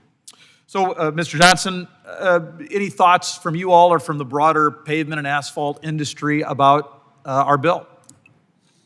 Well, I haven't read the bill, but from your question, we do think EVs, everyone should pay their share. EVs are heavier. They do weigh more than normal combustion vehicles, and they do have more wear and tear. And we believe that all users should be paying into the system to help support it. Mr. Braceras, I was grateful to hear about Utah's experience. If we were to do something at the federal level, would that complicate Utah's efforts, or would they mesh pretty well? I think they would mesh pretty well, Congressman. I think there's some details as I reviewed your bill that we could work through, but I think it would work really well. Anything in particular from either of you gentlemen? And Mr. Johnson, you haven't read the bill yet, so maybe you get off the hook. But Mr. Braceras, is there anything we should, any way we should try to improve our bill, or do you think we're pretty close to the Goldilocks spot? As I went through this bill and talked with staff, I made the comment it's a very thoughtful bill. And I think there's obviously, as these things move through the process, there's tweaks that need to be made. Right now, I look at the way the money's being received at the state level. There's every state receives the money through different organizations, but that's all stuff that could be worked out. So I think it's a good start. Well, I would echo Mr. Johnson, who said to Mr. Stanton's very good question that the worst thing we could do is nothing. And I would observe that trying to make sure everybody pays their fair share is a very important ingredient, a critical ingredient in the something we must do with surface transportation reauthorization. Mr. Braceras, let's stay with you. I suspect we all know that studies indicate that an EIS through the federal highway takes 7 years. That's an obnoxious length of time, and it's almost a uniquely American problem. The same kind of highway project you can get done in Italy and France in 2 years does take 7 years in this country. When the Italians seem to be a paragon of efficiency, perhaps America has lost its way. And so I've got a bill that would, in essence, require that the agencies use a cloud-based platform to have an e-NEPA process. Of course, last week, President Trump signed an executive order that would do much the same thing. Your observations, sir, about my bill and the president's executive order? Yeah, I think there's a lot we can do in this country to actually move projects forward. We seem more inclined anymore to stop things than we are to build things. And so one of the things we've done in the state of Utah, we're one of the first states to take on what's called NEPA assignments. So we are the decision makers on the EIS for the highway side of things. And I was challenged when we first did that is, why do you want to do that? Are you trying to shortchange the process? And it's no. I want to stand up with my citizens and explain why I made a decision. I don't want to point behind me and say, the feds made me do this. We've been able to demonstrate we can deliver environmental projects faster, both environmental assessments and EISs, significantly faster by taking on that NEPA assignment. And I think there's other ways that we could work with the federal government to find we need to build more in this country. That's exactly properly said, Mr. Johnson. I'm sorry I'm out of time, and I would just close by noting that given the strength of the comments by both of you, I would just ask my colleagues to look at both of those bills and consider signing on. And with that, Mr. Chairman, I would yield back. Sorry. Mr. Carvajal. Thank you, Mr. Chairman. Mr. Tomer, research shows that on average, states sub-allocate just 14% of transportation funds to local governments, well below the proportion of travel occurring on locally owned infrastructure. In 15 states, that share is less than 5%. What does this disparity suggest about the need for federal reforms that better empower local and regional partners? Yeah, thank you for the question, Representative. I think at its core, what it speaks to is we have some faults inside our user pay kind of concept, right? Everyone's paying, but not everyone's getting their money back. And so I think there's a really fresh opportunity, particularly in this Congress, with lessons from the IIJA period in particular, to think about how do we make sure that the kind of fiscal resources are being returned if we're thinking about this kind of user pay and user benefits system that so many folks, including your colleagues here, have mentioned today. Now, part of the challenge is the federal government has chosen, really for decades upon decades, to apportion the money directly to the states, and that could work. What we're seeing inside our numbers, though, is that once the states control their fiscal resources, they're not passing it back to their regional partners. So I think the question before this Congress is, how much should, at least for federal funds, should the federal government be electing where those should be, kind of who should be the recipient of those, and does it want to weigh in any further than that? Thank you. Mr. Tomer, metropolitan planning organizations, MPOs, serve as a vital conduit between federal transportation policy and real-world implementation in the communities where most Americans live and work.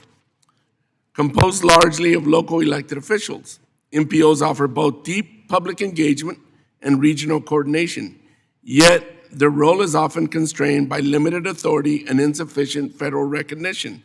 How can Congress better elevate and support the unique role MPOs and, by extension, local governments play in advancing national infrastructure goals?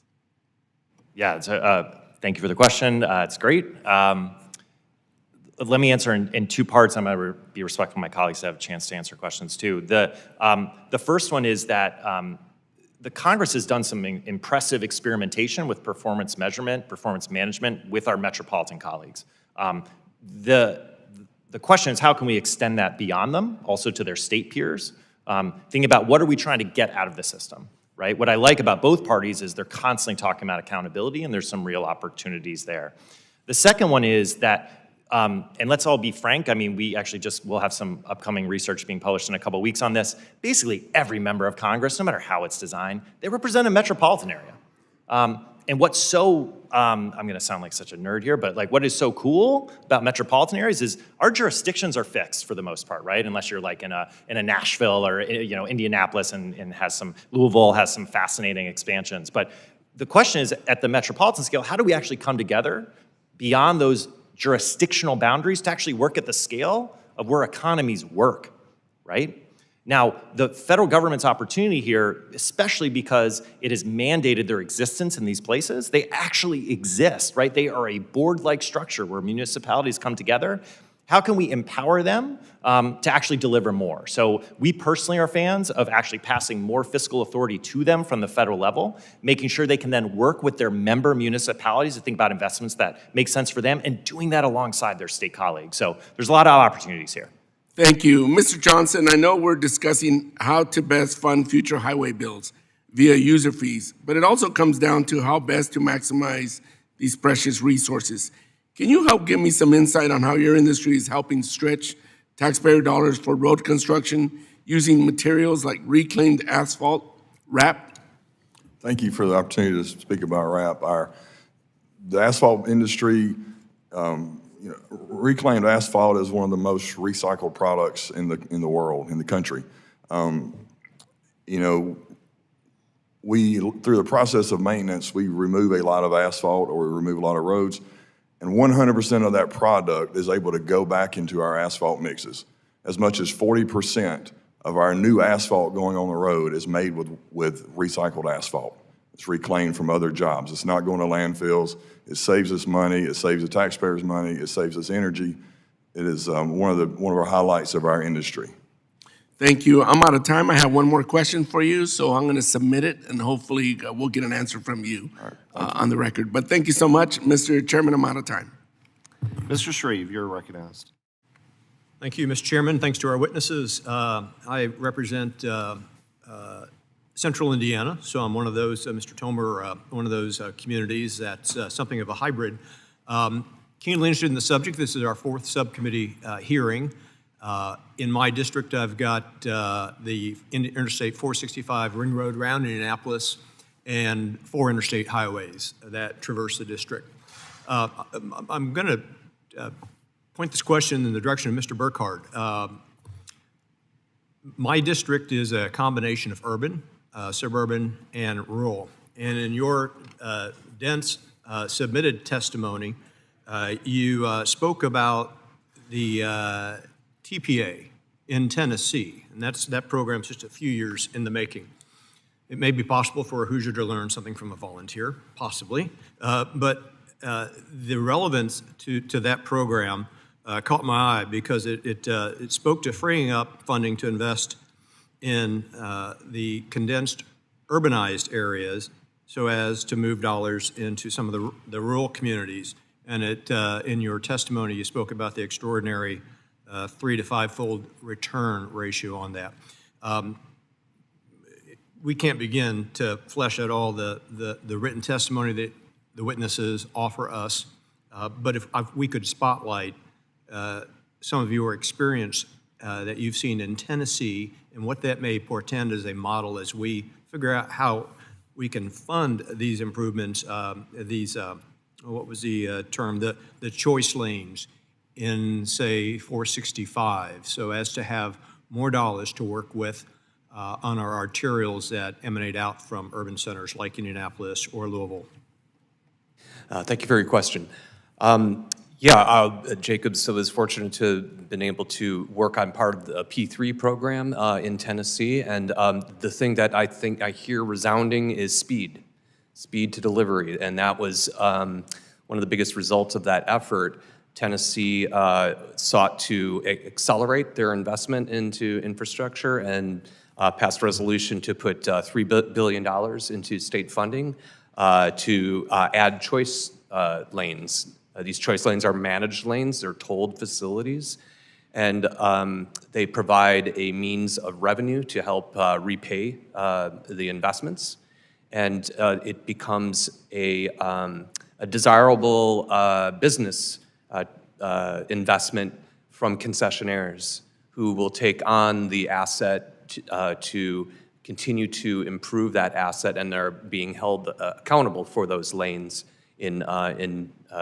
for a set amount of time. And so that is a model that we're seeing in some other locations across the state and that we participated on. Choice lanes or managed lanes is definitely a viable method. Mr. Burkhart, if the act was passed by the Tennessee legislature in 2023, and given the 7-year sort of lead time that we've accepted at the moment that it may take to build out some of this infrastructure, can we draw conclusions as to whether or not this model is working in Tennessee, or is it very much in the beta testing stage? Yeah, it's too early to tell. Although we are already working alongside the state-appointed PMO office, Program Management Office, consulting organization. So it's moved into high gear, and I would say it's too early to tell. All right. Okay. Thank you. Mr. Johnson, just briefly, in my home state, we suffered flooding just this month. In North Carolina, you really took it on the chin. You talked in your testimony about improvements, enhancements in the way in which we design our highways from a resiliency standpoint. Is a stretch of highway constructed today materially different in its environmental resiliency than it was 25 years ago? In my opinion, it's not substantially different from it was 25 years ago. All right. I didn't know if there was some secret sauce that we hadn't figured out at NDOT as we're building stretches of highway that are susceptible to flooding. So, not so. All right. Thank you. I yield back. Mr. Figures. Thank you, Chairman Rouser, Ranking Member Holmes, so I know it's not with us, but thank you guys for pulling this hearing together. I represent Alabama, a part of Alabama, Mobile up to Montgomery and kind of everything between Mississippi and Georgia. So a lot of rural areas are part of the makeup of my district, and in being in a rural district like many of my colleagues here, we rely heavily on long stretches of federal highways to move freight, access essential services. This is only going to be amplified, particularly in the Mobile area, but also regionally with the expansion of the port in Mobile, which come about 60 days or so, give or take, will be the deepest port in the Gulf of Mexico. And so we expect the freight that comes through the Gulf, through the port of Mobile, to expand greatly, exponentially. And so it's very critical that we are focusing on trying to secure the type of sustained infrastructure investment that we struggle year over year to do. Mr. Johnson, I want to start with you because you had a colleague here at one of our last hearings, Janet Kavanoki from Vulcan, headquartered in Alabama, not quite in my district, but up in Birmingham. And she testified earlier about the importance of the Highway Trust Fund. Can you give me a little more detail on what the asphalt industry, as a whole can do to extend the Highway Trust Fund dollars? The asphalt industry, like it's stated in a couple other questions, we constantly are trying to improve our cost structure, trying to make asphalt as cheap as possible, make it as quality as long life as possible. Constantly trying to find ways to be innovative and through different design methods and using recycled materials to make those dollars go as far as possible. Gotcha. And Mr. Davis, from your perspective, does the Highway Trust Fund, in its current status, does it sufficiently account for the infrastructure needs in low income and low population, rather, in rural communities across the country? At present, it's not satisfying all the needs anywhere, because even though the spending has crept up substantially in the last couple of years, cost inflation on materials and labor has crept up even higher. So it's not getting the job done in rural areas, but that's not to say that rural areas are being disproportionately discriminated against with funding. Things are rough everywhere. Yeah, and do you have any particular ideas that this committee should keep in mind to make sure that, because as I see it and throughout my lifetime, coming from Alabama, you have your main cities in Alabama, which for the most part, they're located right on main interstates, as they are everywhere: Mobile, Montgomery, Birmingham, Huntsville. But then you get to these long stretches in between those cities, and those are often the forgotten territories in terms of investments, infrastructure, and otherwise. But do you have any specific ideas that we can do to keep in mind to make sure that we are continuing to flow those investments, the Highway Trust Fund investments, to those rural and lower population communities? In this case, it kind of begins and ends with the state DOT, because the federal government doesn't particularly prescribe the degree to which the dollars given to the states have to be spent urban versus rural. I believe 55-60% of one program gets suballocated by population, and that, but that doesn't really account for the vast majority of the spending. So and Congress has traditionally been hesitant to force more urban versus rural highway decisions on states, preferring to let them make those minds up themselves. Yeah, and this is, that's for anyone who wants to chime in on it. But we've talked about the need for the balance between EVs and the emerging EVs on the road to contribute to the Highway Trust Fund. How do you guys suggest that we go about doing that in a more efficient way, given how they are charged, like how they receive their fuel? I guess we'll start right here with you, Mr. Braceras.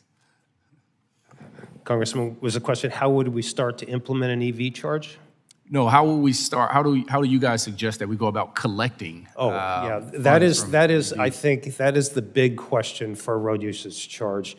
I think the way to do this is through the telematics in the vehicles. So we've got about 50-50 of our customers right now are either choosing to do an odometer read and send that picture of the odometer read to us, or we have agreements with the OEMs, the car companies, and they will then give us just that mileage that car is driven within our state. That is the most cost-effective way we've found, because we've done these plugins into the OB2 port, and that is more expensive. And so I'm pretty sure the phone companies figured out how to charge a lot of people. We could probably figure out how to charge a lot of people as well. All right. Well, thank you guys for your time and patience. And I yield back. Mr. McDowell, you're up if you're ready. Thank you, Chairman. The funding mechanism of the Highway Trust Fund was designed to set up a self-replenishing source of funding for infrastructure projects, but for nearly 2 decades, the fund has been sustained through transfers from the general fund of the Treasury. The Congressional Budget Office's most recent projections show that once the current surface transportation bill expires, the Highway Trust Fund will have a $142 billion shortfall over the next 5 years. The funding structure established in the 1950s simply does not work in the 21st century. We have all seen the increasing number of hybrid and fully electric vehicles on the road, especially over the past few years. I'm all for consumer choice, but EV owners have been reaping the benefits of the highway system without contributing their fair share for long enough. Despite making up a growing proportion of cars on the road, EVs avoid paying the user fees that other vehicle owners pay in the form of fuel taxes, all while causing way more wear and tear on road surfaces. According to the Department of Transportation's own data, EV batteries are heavier, sometimes up to 50% heavier than the traditional internal combustion engines that they are replacing. The cost and frequency of road repairs is increasing, and we must consider ways that all road users can be a part of the solution. Simply put, EVs cannot continue to get a free ride. As the witnesses today have already attested to, the stability of the Highway Trust Fund impacts each state's ability to prioritize roadway improvements, which are vital to keeping drivers safe on the roads we all use.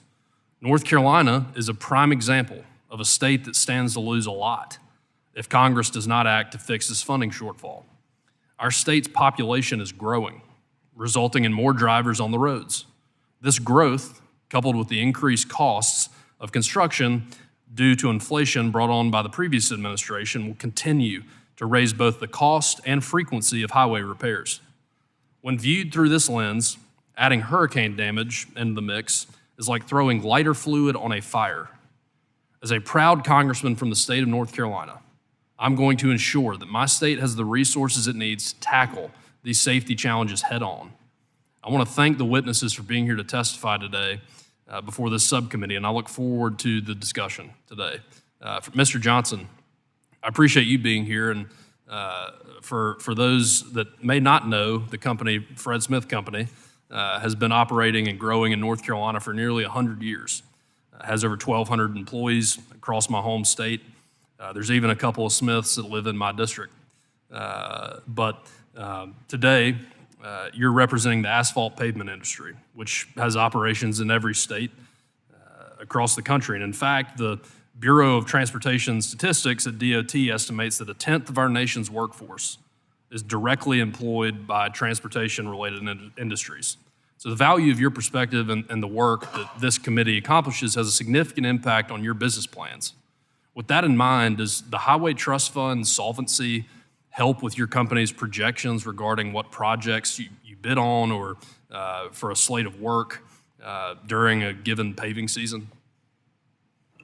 Yes, thank you, Congressman. So our state DOT does a really good job projecting out projects that they have in their plans, and we count on those for our planning and our future investments. And when we see those jobs sliding because of funding, lack of funding, then we are hesitant to pull the trigger on making additional investments in our company, in our asphalt plants, and in hiring more employees and training our employees for future positions due to growth. So without that consistent funding, it definitely makes us question and not pull the trigger on certain investments. Gotcha. As you mentioned in your testimony, North Carolina ranks second in the nation for the number of state-maintained roads with more than 80,000 miles of highway and over 13,500 bridges. Could you briefly describe the importance that HTF funding has across our state alone, and how do variables such as hurricane damage or projected population growth magnify the scope of that impact? So the HTF funds about 25% of our total roadway program in the state, which is very significant. We perform a lot of projects for Fred Smith Company and others across the state that would not happen without the HTF. And as you mentioned, the hurricane, we met with the state DOT last week, and they're anticipating a $5 billion cost to repair Hurricane Helene. And we are looking at some serious deficits in the state funding due to that. So the FHWA has been working very well with the state DOT to reimburse those funds. So we appreciate that, but it's a big mountain to climb. Sure thing. Thank you, sir. And Mr. Chairman, I yield back. Mr. Taylor.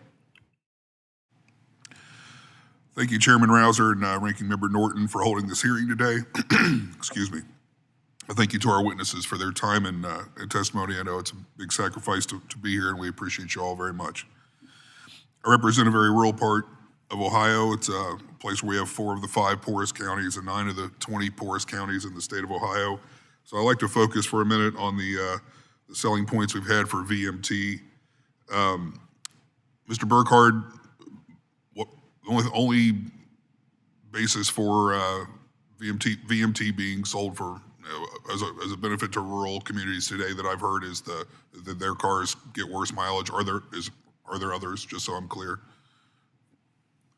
Are you asking if there's other sources other than? When somebody else asked you how it was cheaper for rural communities to have VMT, and you just said yes. Gas mileage. Is there any other? Yes. There was studies done through the TETC, which is the Eastern Transportation Coalition, I-95 corridor, and they did studies with Georgia and Maryland and determined that rural participants ended up paying anywhere from 7 to 9% less than they would have paid with a fuel tax. Okay, this is from a study done where? I'm sorry. This is through the TETC, which is the Eastern Transportation Coalition, which, among other things, supports mileage-based user fee studies with several of its member states. And this was a study that was done through that program. So they said they paid less, but were there reasons other than the fact that their cars are getting worse mileage, or just that's the percentage that came out of that? Yes, sir. Mostly it was due to the fact that their vehicles were lower gas mileage. So the idea of mileage-based user fee is that everyone pays the same amount per mile, and as it is now, people are unfairly burdened with when they have vehicles that have lower gas mileage, and that tends to be okay. So what I'm hearing is no other reason besides their cars get worse mileage. Mr. Davis, do you know of any other reason that it's supposed to benefit rural communities other than their cars get worse mileage? No. Generally speaking, VMT is traditionally a little higher in rural areas than urban, although the growth lately has been more in urban than rural. Do you know does anyone know, either of you two know what the baseline miles per gallon they use for urban and rural areas, or urban and suburban areas versus rural areas, or did they just test a few cars, or anybody know the methodology? Because it really doesn't make a lot of sense to me that, say you get 28 miles per gallon on driving in a suburban area, or I would think you would get less than that in an urban area because you're sitting at stoplights all the time. And say you get roughly 20 in a rural area, that's 18%. I think it's 23, but we can get back to you on that. 23 for? 23 miles per gallon. Which for rural or for non-rural? For rural. Okay. Yeah. Okay, so that makes it even better for the rural folks. So say you're averaging 28 in non-rural areas, it's like now it's going to be probably a 12 or 13% difference in mileage, and in my district probably a 200% difference in miles driven. That's not really sustainable. It doesn't make sense to me that would save the people in my district money. I mean, am I explaining myself to where it makes sense? Okay. And again, there's no other basis for it. Okay. All right. Thank you. I appreciate that very much. Before I served in Congress, I owned a ready-mix concrete business. I'll echo some Congressman Collins's comments from earlier, but I know the planning and work that goes into carrying out infrastructure projects. Mr. Johnson, how is the projected shortfall in the Highway Trust Fund impacting the asphalt pavement industry regarding project timelines, workforce stability, and project planning? You only have 30 seconds, but if you want to hit the highlights and you want to add stuff later, you can submit it. Okay. Yeah, of course. So the shortfall is, slow down projects. It's slow down projects. It has slowed down our growth. It has made the environment much more competitive, and it's delaying projects, which is impacting our entire industry significantly. Thank you, everybody, and I yield back, Chairman. Mr. Kennedy, you're recognized. Thank you, Mr. Chair. It's a pleasure to be here, and I'm grateful for this important hearing being convened. Our nation's infrastructure is the backbone of economic opportunity, public safety, and quality of life. For decades, the Highway Trust Fund has played a role in building and maintaining that backbone, yet today we face a stark reality. The trust fund is on an unsustainable path, threatening the ability of states and localities to plan and deliver critical projects. We must work together to create a durable path forward that restores certainty, empowers innovation for states, and meets the needs of a growing and dynamic America. Mr. Braceras, as a friend from Utah, I've known for many years, as we talked about at the earlier part, I'll ask you a series of questions if that's all right. We both know Utah's been a national leader in piloting road usage charge programs. Can you speak to the lessons learned from Utah's experience with RUC programs and how it could translate to sustainable transportation funding efforts nationally? Yes. Thank you, Congressman, for that question. I thought you had been promoted there for a minute, but that was quick. For a minute, yes. Going back to probably 2003, 2004, that's when our legislature kind of looked at transportation funding across the board and determined that we're not going down a sustainable path. And that's where the road usage charge program came from. So I would say a lesson learned for us in this is you have to lead with your policy principles. You can't just jump into a program and say this mathematically makes sense. You have to lead with a policy principle. So we focus on protecting people's privacy. We don't use the word, we're going to track you. That's not what anyone wants. And so we think that through. One of the questions that Congressman Taylor asked earlier about benefits to rural citizens, one of the things that we found where the Farm Bureau was part of our convening board and coming up with the policies was we wouldn't charge if you're not on a public road. So rural users spend more time on non-public roads than urban users. And so by having the ability to not charge for when you're on private roads, that was a benefit that the rural community found in this. Now, I don't see the road usage charge being as this panacea that's going to solve the problem. And we look at this as it's a combination of multiple revenue sources. So as we start to see more vehicles participating in a road usage charge program, we're trying to see, imagine that matching up with the decline in the purchasing power of the fuel tax. So we, in Utah, we not only increased the 5-cent gas tax increase in 2015, but we also indexed it. And we've indexed that to CPI. And so every year that's adjusted to CPI. Every year we're seeing road usage charge coming in. And we also bring in general fund monies to do our capacity projects. So basically fuel tax, both federal and state, is being used, the user fees is being used to operate and maintain the roadways, that day-to-day activities. And the capital expansion is coming from our statewide sales tax, of which by statute, it's earmarked at 27.5% of the general fund is going to just capacity projects. And so we found that it's going to take several revenue sources to be able to solve, because there's so much need out there.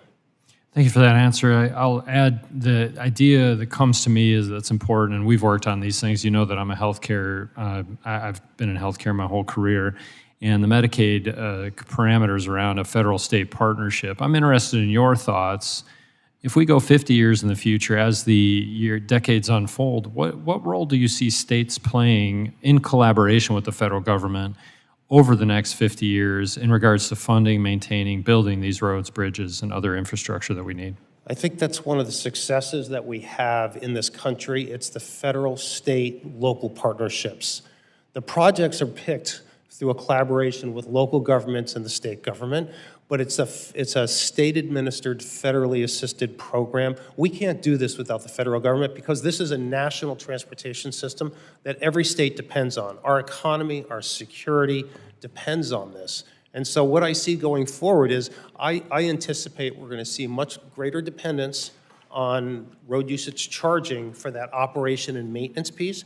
But I believe as a country, we still need to make a commitment that we're going to continue to build new projects, new transit projects, new road projects, because that's going to be what's going to generate the economic growth in our country. Thank you for that statement, and I'll finish just by saying that there's a great deal of red tape and difficulty that we put on ourselves through federal oversight and regulatory burden, and I, along with many others, are interested in reducing and eliminating, when necessary, those regulatory frameworks that actually are non-functional for us. With that, Mr. Chair, thank you for the time to ask these questions. Thank you to the witnesses for their willingness to be here and take their time with us, and I yield back. Mr. Cowley.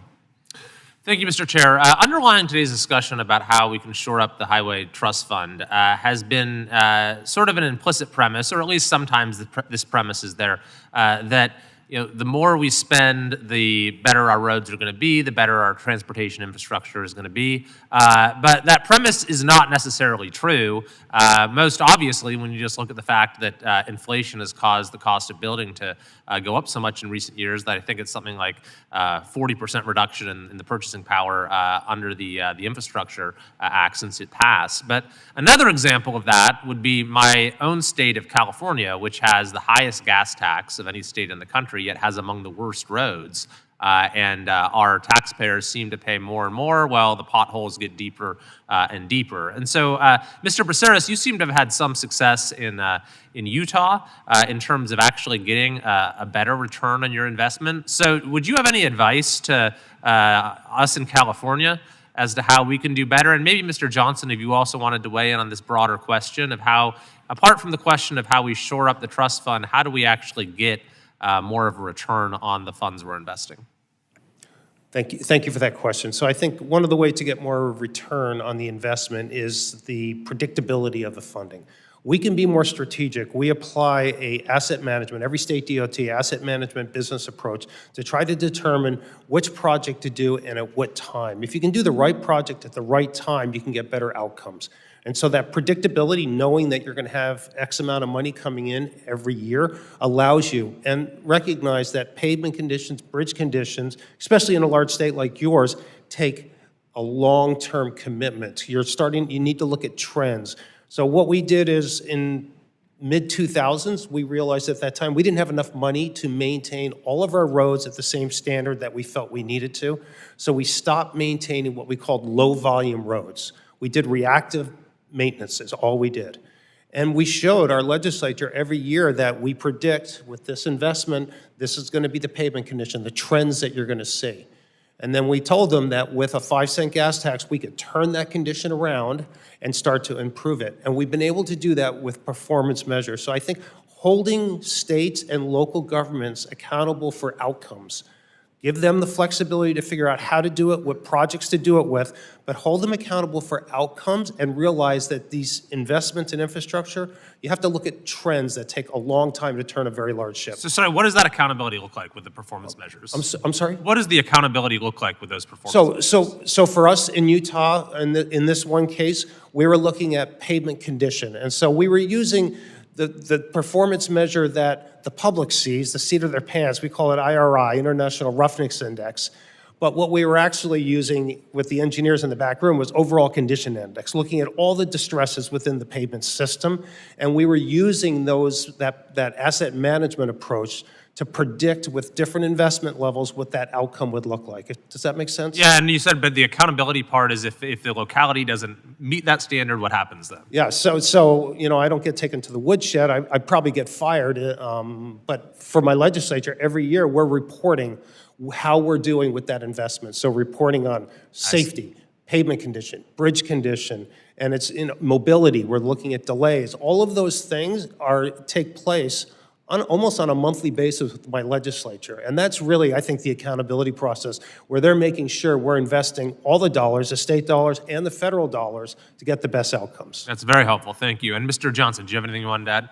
Sure. Yeah, I agree with Mr. Braceras. It definitely falls on the state DOTs, and they need predictable funding so that they can plan the maintenance operations and they can prioritize which projects are most important so they can get them on the schedule and they can hold those schedules, because delaying schedules does nothing but make congestion worse and the costs go up. Thank you very much. I yield back. Mr. Owens, you're recognized. Thank you, Chairman Rouser and Ranking Member Joe Norton. And our witnesses today for joining us. For nearly 70 years, the Highway Trust Fund has connected our communities and facilitated the interstate commerce that's made America the economic envy of the world. However, for too long, we've kicked this Highway Trust Fund solvency down the road, as it is a problem that will not go away, and it hasn't. In Utah's 4th District, one of the fastest-growing regions in the country, infrastructure projects are meticulously studied, planned, and executed sometimes decades in advance. To support these projects and other across the country, this community must pursue predictable, reliable, and fiscally responsible solutions that empower states and support innovation. Mr. Baracus, It's an honor again to host you today. Your presence today reflects your outstanding leadership at UDOT and Utah's role as the national leader in innovation and infrastructure solutions. Could you please share with the committee what actions the state of Utah has taken to shore up its transportation funding over the past years, particularly as the state's population has grown? Thank you for that question, Congressman. So in the state of Utah, we rely heavily on the federal program. It makes up just under 18% of our total funding for a $2.5 billion budget is what we manage in the state of Utah. So we're, compared to a lot of states, we're a relatively small state by population. We're a large geographic state, but we're a very urban state as well. And so what the federal program is critical. We use that mostly, almost exclusively, to take care of our pavements and our bridges, our federal program. And then we use the state's gas tax money to operate the system and also do things like install traffic signals, turn lanes, passing lanes, those type, I'll call them operational fixes. And then we use the state general sales tax, 27.5% of the statewide general sales tax, where the legislature has determined there's a nexus. So we've been talking a lot about user fees here. The legislature determined there's a nexus between the vehicle sales of vehicles and vehicle-related services, and that was the nexus that they used to establish the percentage. And that percentage is used for capacity projects, and we use it for highway capacity projects, as well as transit capacity projects, as well as active transportation projects that we're doing around the state. And so that's kind of the funding. We also have aviation, rural transit program, and other funding pieces, but that's the major solutions that our legislature has determined, because if we're going to continue to grow, transportation is one of those foundational elements to our quality of life and our economy. Okay. And could you also please outline what would mean for the state of Utah if the Congress does not address the long-term solvency of the Highway Trust Fund? Yes, sorry, sir. Was it, how would we propose addressing? Yeah, if we do, what would it mean to our state if the Congress does not address this long-term solvency problem? Yeah, thank you for that. So every state develops what we call a 5-year STIP, Statewide Transportation Improvement Program. And so here, the IIJA is about to expire here in September of '26. We all are making decisions because we have 5 years of projects because we have to get the projects ready to go. We're all making guesses of what Congress is going to do in terms of what your funding level is going to be. I have chosen to be conservative, and I've programmed flat. So I've taken the last year of funding for IIJA, and I'm assuming we're going to at least have a flat budget, because basically the STIP is a commitment of projects. It's a promise that I'm making to our citizens that we're going to deliver those projects. So if Congress, brings more money in, I'm going to scramble to find the projects to fill that up. If Congress does not fund it at that last level, then we're going to be cutting projects. We don't cut them, we push them back. We delay those projects.